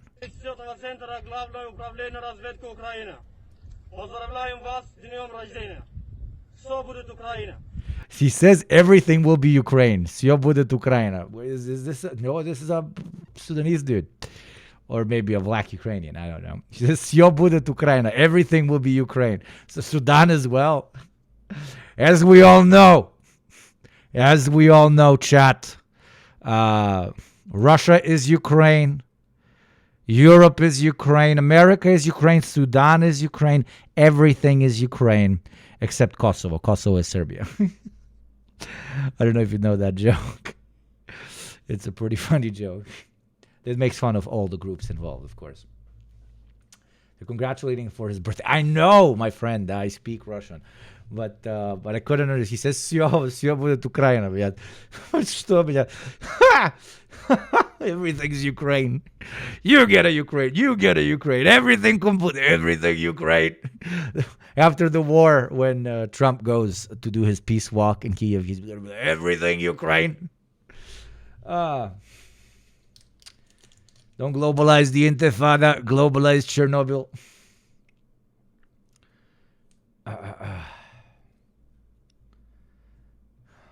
They stand to gain enormously as well. An RSF-controlled Western Sudan would be a client state beholden to Abu Dhabi. After investing billions in weapons, logistics, and political support, the UAE would have a dependent government. Everything is Ukraine except Crimea, that is Turkey. Be a client state beholden to Abu Dhabi. After investing billions in weapons, logistics, and political support, the UAE would have a dependent... Oh, I can translate it. Okay, Jesus, let me prove. God damn it. Mr. Alexeyevich or whatever. From the main troops of Ukraine, number what? We greet you for your birthday. Everything will be Ukraine. And then Allahu Akbar.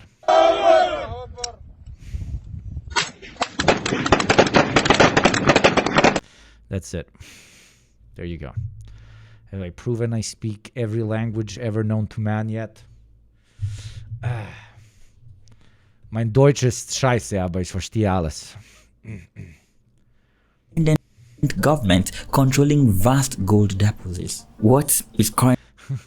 No, son, we have Ukraine at home. Ukraine at home. Oh, God. Sorry, I don't want to make fun of. Also, Russians' role in Sudan is kind of playing both sides. Wagner or Africa Corps now is still aligned with the RSF, but Russia is in talks with the Sudanese army because they really want a Red Sea base, from my understanding. Yeah, they're playing every bit. Details of the Defense Intelligence of Ukraine operation in Sudan have been reported. Very interesting. You know, it's an important meeting when it's in the lobby in front of the meetings. Inshallah, all the world will be Ukraine. The Ukrainian caliphate of the free Ukrainian state shall spread to every... Can somebody, I can't believe, like, not use AI, but you're going to use AI. Take this song. No. Wait. Use this song. Okay. Can somebody make this song play in Arabic? For shitposting reasons, okay? It's a good song. We gave a lot of music to the Marxists. Let the anarchists have something, eh?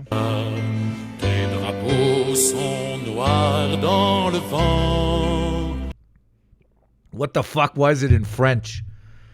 Why the fuck is it in French? Блядь, такой курац.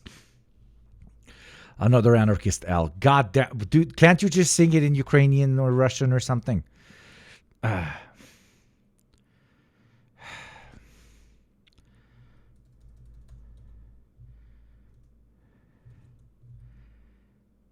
Nothing, yeah. Batka Machno.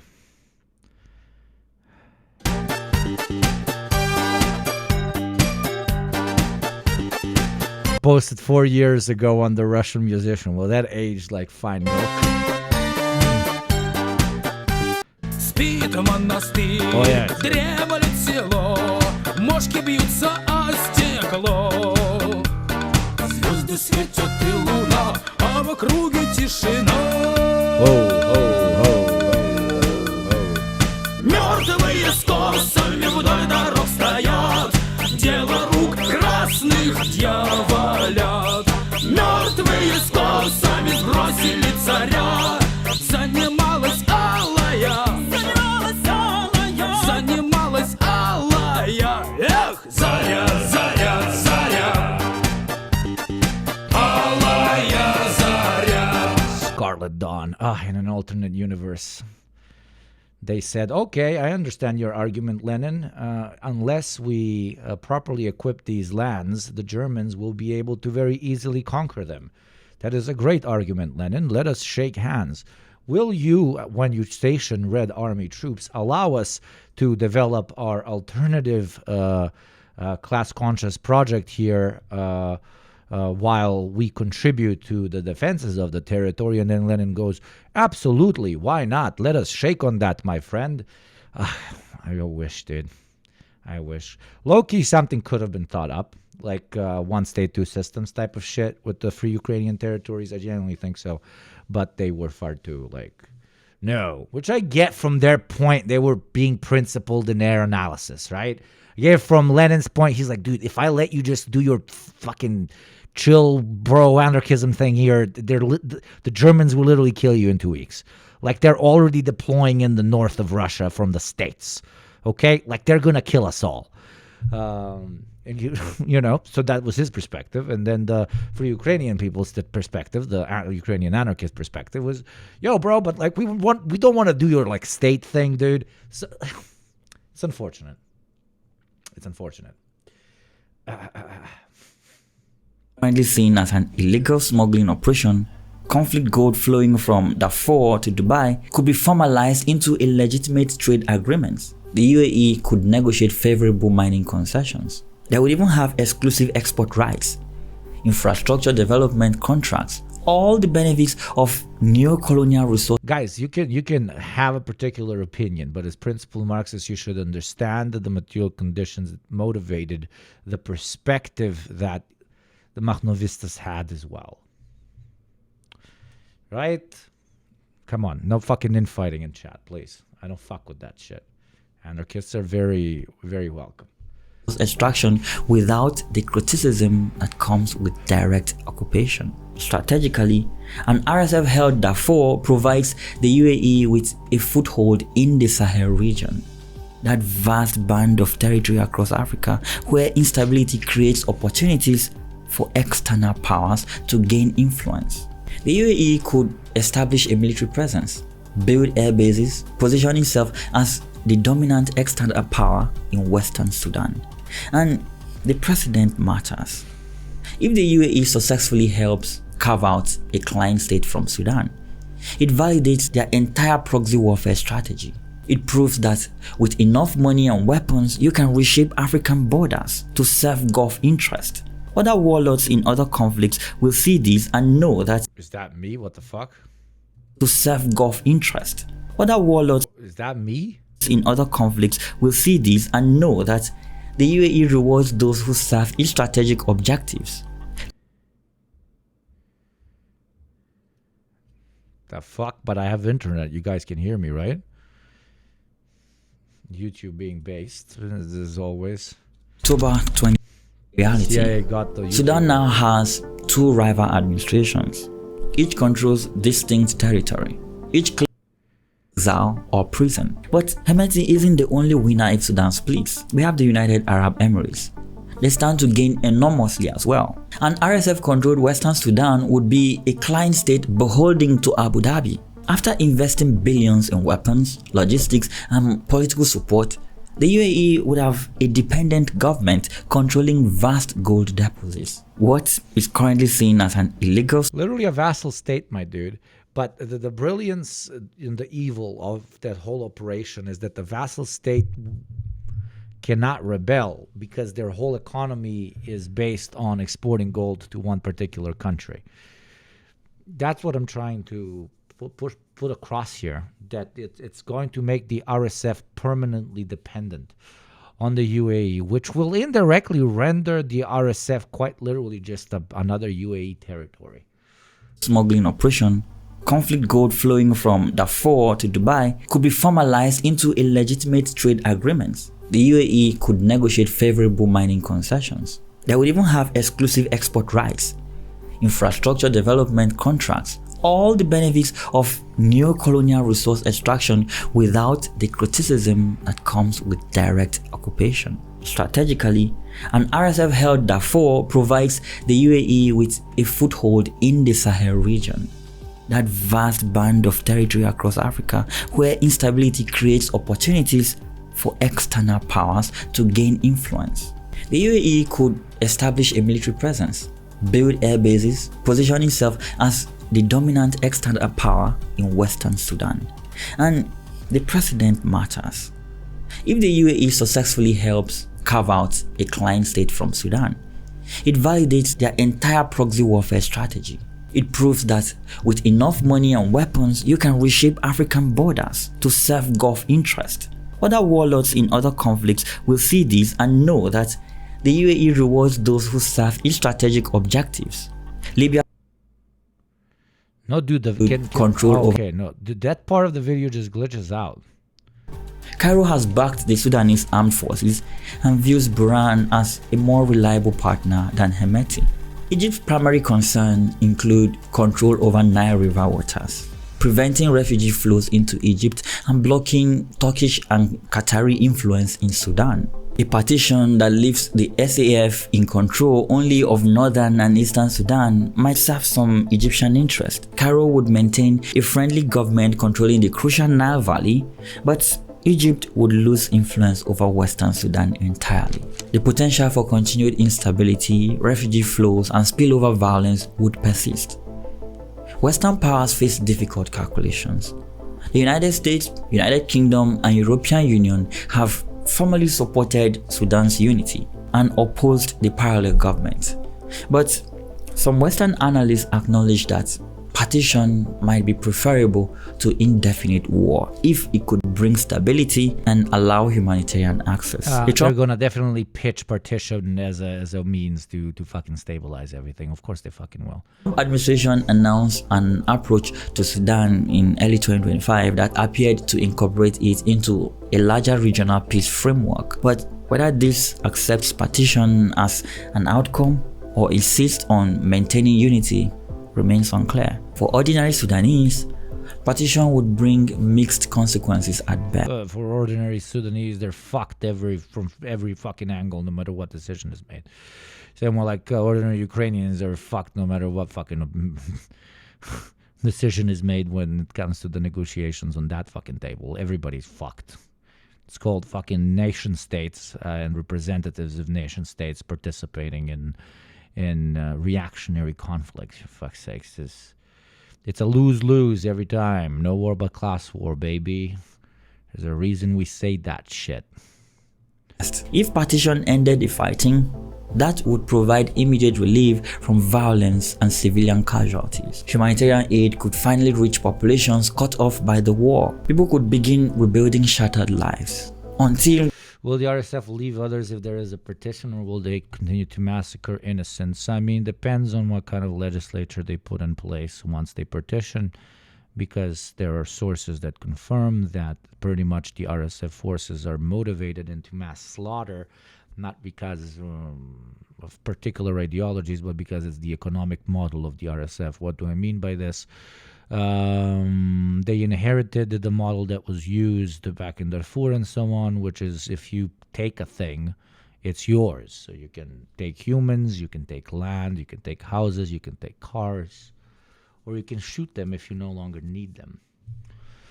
So yeah, if there is a partition, there will be an intense redistribution of wealth, and it's only going to go into the hands of RSF members. We're just going to have a classic example of a military dictatorship in which all members of the military, depending on their rank, but still all members of the military, end up being kind of a supraclass in that society that have all political power and all economic power. So that's my guess on what exactly would happen. And there's going to be like a small bureaucrat class that's going to pretty much manage the transportation of resources from the region into whatever country is buying it and taking it. By that definition of superclass, is there one in the U.S.? Depends on if you believe in deep state or not. There is a deep state that is not only governed by the profit motive, as some even socialists argue, then there is. If you don't think there is, then there isn't. I personally do not think there is, but you do you. I respect people that think there is, if they argue it properly. Capitalists that know how to think long-term and understand that by following the profit motive exclusively, they will eventually end up destroying themselves. That's the only rational explanation I've ever had of the deep state. Again, capitalists who understand that they should not exclusively pursue the profit motive because it will eventually come to bite them in the ass, because everything will be so destabilized that everybody will revolt against capitalism, which puts them in their place of power, and then their families generationally and so on. Is there any proof for this? Of course, fucking not. But maybe in the past you could have made an argument that it's the CIA or whatever, but the CIA obviously doesn't know what the fuck they're doing right now, so it's definitely not the intelligence agencies, dude. Because the intelligence agencies are too busy giving money to fucking nerds running Palantir. Like, that don't look like fucking burgeoning, the already burgeoning goddamn what's it called, AI bubble does not sound like you're doing what's it called, 5D chess, my dear friends. Speaking of 5D chess, as we're near the third hour, my dear friends, I have to motivate you to support the show. 100% ad-free, 100% sponsor-free, 100% viewer-funded. That is the normal pitch. The abnormal pitch is Westerners. Only one of you paid your fucking taxes today. That is beyond embarrassing. Okay? Don't you all live in mansions? I need that Western money right now. Okay?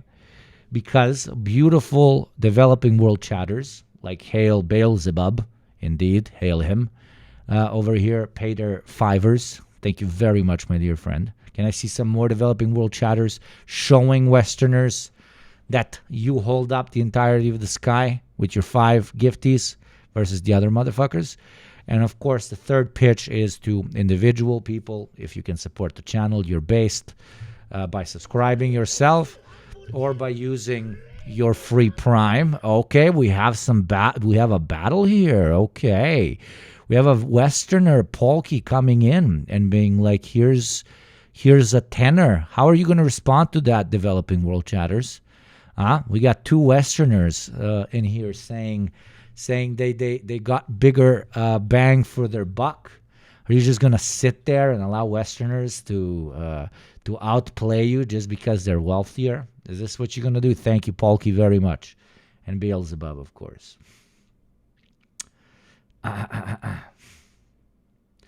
One more Western taxpayer. Sub only Chat for 10 minutes if we don't get to Western taxes in 6 minutes. What the fuck? Cuphead, dude, I did not tell Cuphead to do this. Cuphead is a fucking proper representative of the supra class. Okay, real cop knows that I'm the capitalist here, and serves me with great violence and fervor. There you go, Flowy Chloe. I love that name, Flowy Chloe. That's a great name. Thank you for the $5. Thank you very much for the $5. Do my 5 gift subs plus my 5 I won from Gamba count as my full taxes paid? No, Gamba subs do not count as part of your tax. What the fuck? It's from my pocket, motherfucker. No, they do not count. I know I sound cocky right now, but they do not count. That would motivate, what am I motivating there? There I lose because I lose on my Gamba, and then it counts towards your thing, which doesn't motivate you to support the show more. That's crassy, dude. I see what you wanted to do. You're very smart. But no, absolutely no.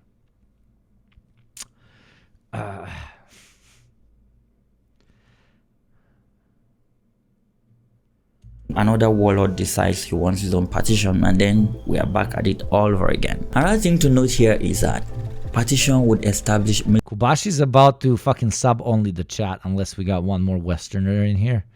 Swear to God. Kubashi's my NKVD. I have no control over her. She's literally Yagoda. Military rule on both sides. Any hope for democratic transition will be deferred indefinitely. Partition would likely lead to population transfers. We may have ethnic cleansing, families and communities fragmented, economic relationships disrupted, and of course there will be new border disputes and sources of conflict created. And for Darfuris specifically, the people who have suffered most in this war, living under RSF control means being governed by the forces that committed mass atrocities against their communities. The same fighters who carried out the Darfur genocide in 2003. The same forces that massacred patients in El Fasher Hospital. The international community officially opposes partition, but the AU and UN have limited ability to prevent it if both the SAF and RSF, backed by their foreign patrons, pursued separation. And here's the uncomfortable truth. Partition could occur in reality without formal recognition.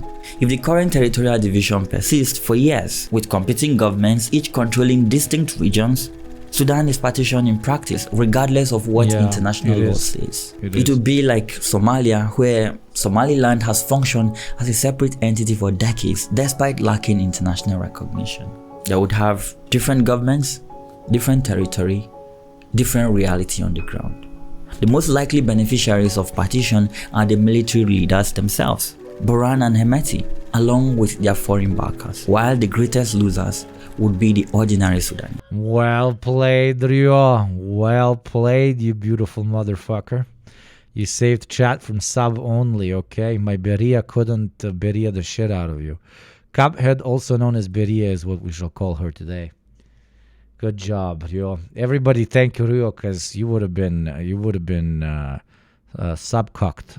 Oh my God, did I F?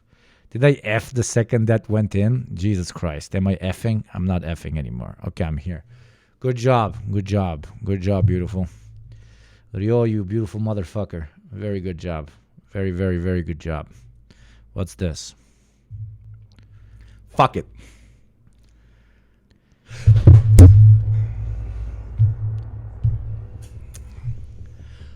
This is the fourth one in a row that I get a divisible by 2.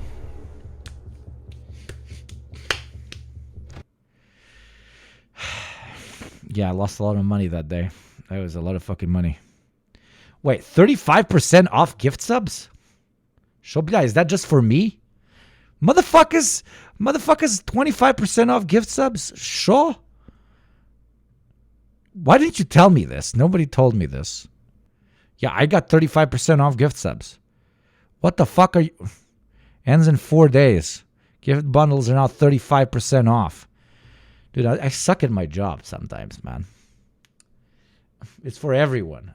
Dude, what the hell, chat? You can gamba with 35% discount? We only got 60 more till 2.5K and we gamba, dude. Their country fragmented forever. Their aspirations for democracy deferred indefinitely. Their suffering prolonged by the entrenchment of military rule. Which brings us to the final question. What happens now? Can anyone stop this? Can the UAE be held accountable? Can Sheikh Mansour face consequences for his role in one of the century's worst humanitarian catastrophe? It is an absurdity that one of the warring parties can carry on politicizing this forum by disseminating false and baseless allegations. The same week that UN officials described El Fasher as descending into an even darker hell, Manchester City was playing matches in the Premier League, fans celebrating goals, commentators discussing tactics, the machine of elite football grinding on as if nothing else mattered. The contradiction is of course jarring, but it is also revealing. As of late 2025, the war in Sudan continues. The RSF still controls all of Darfur. Their parallel government in Nyala claims authority over Western Sudan. Their fighters man checkpoints on every road. Their commanders extract tribute from every transaction. The Sudanese armed forces still control the north and east.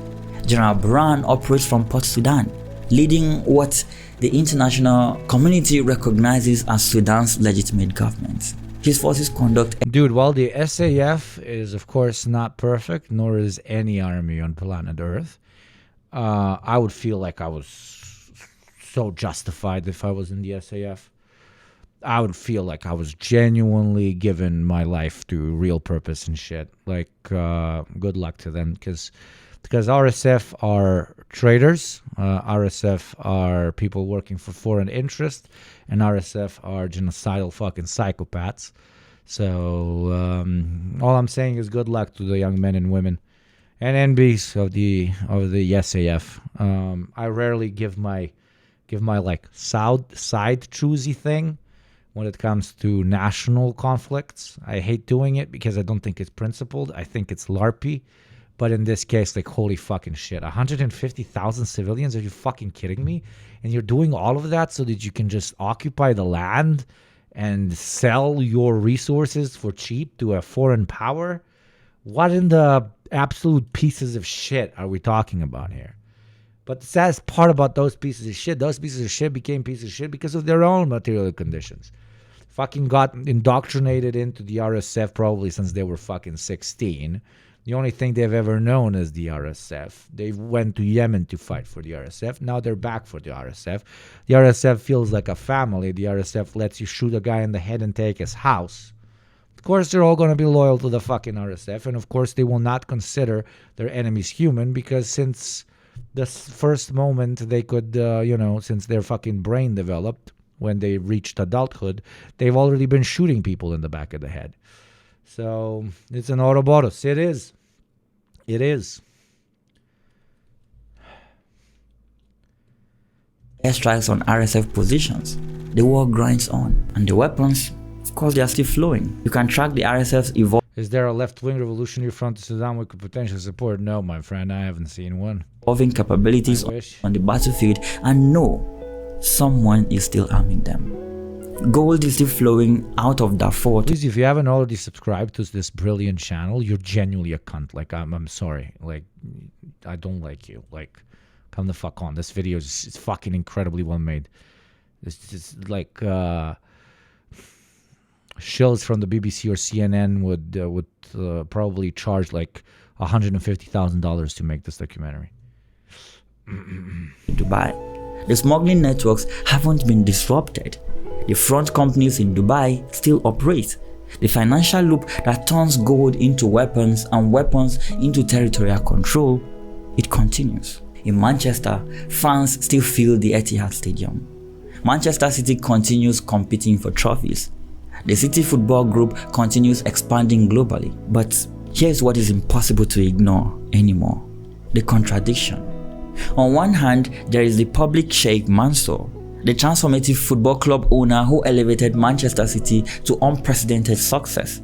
The wealthy investor supporting community programs, the cultural benefactor, whose investments bring prestige and economic benefits. On the other hand, there is the private Sheikh Mansour, the handler who coordinates arms shipments to militias accused of genocide, the fixer who maintains relationship with warlords wanted for war crimes, the strategic coordinator who helps enable the world's worst humanitarian catastrophes. These aren't two different people. They are the same man, the same money. You can't separate them. The glamorous investment in Western sport and culture provide cover for shadow operations in conflict zones. The UAE under this guy, MBZ and Sheikh Mansour has developed a model of power projection. Use wealth to arm proxies, use proxies to gain influence, use influence to extract resources, and then use these resources to accumulate more wealth.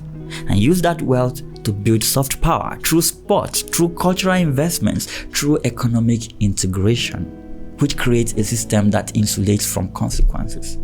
It worked in Libya, it worked in Yemen, and it is working now in Sudan. And if the international community allows Sudan to be violently partitioned through proxy warfare without serious consequences, it signals that this model is acceptable, that systematic support for genocide carries manageable cost, that as long as you are rich enough and economically integrated enough, you can help tear apart entire countries and face nothing more than diplomatic criticism.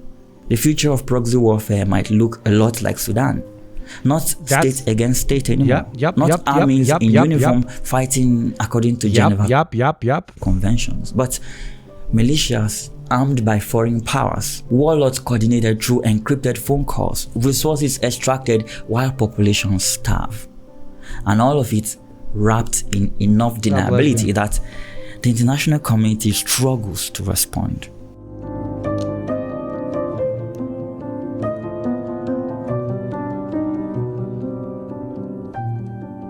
Very good video. And I believe most of you now have a very decent understanding of this horrible, horrible, horrible, horrible, horrible, horrible, quote-unquote conflict.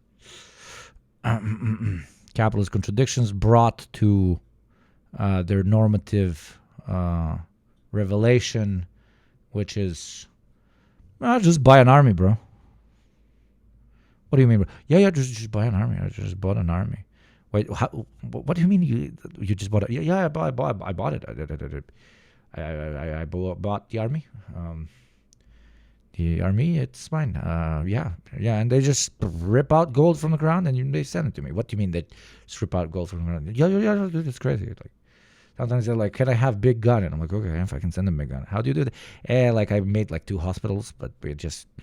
Then I land planes next to the hospital and I, take out big gun and I'm like, oh, look, big gun. And they're like, oh, hey, thank you for big gun. We're going to shoot our enemies so we can get more gold for you and we can also get richer. Yeah, good for you, bro. Yeah. Good for you, I mean. I bless up, fucking bless up.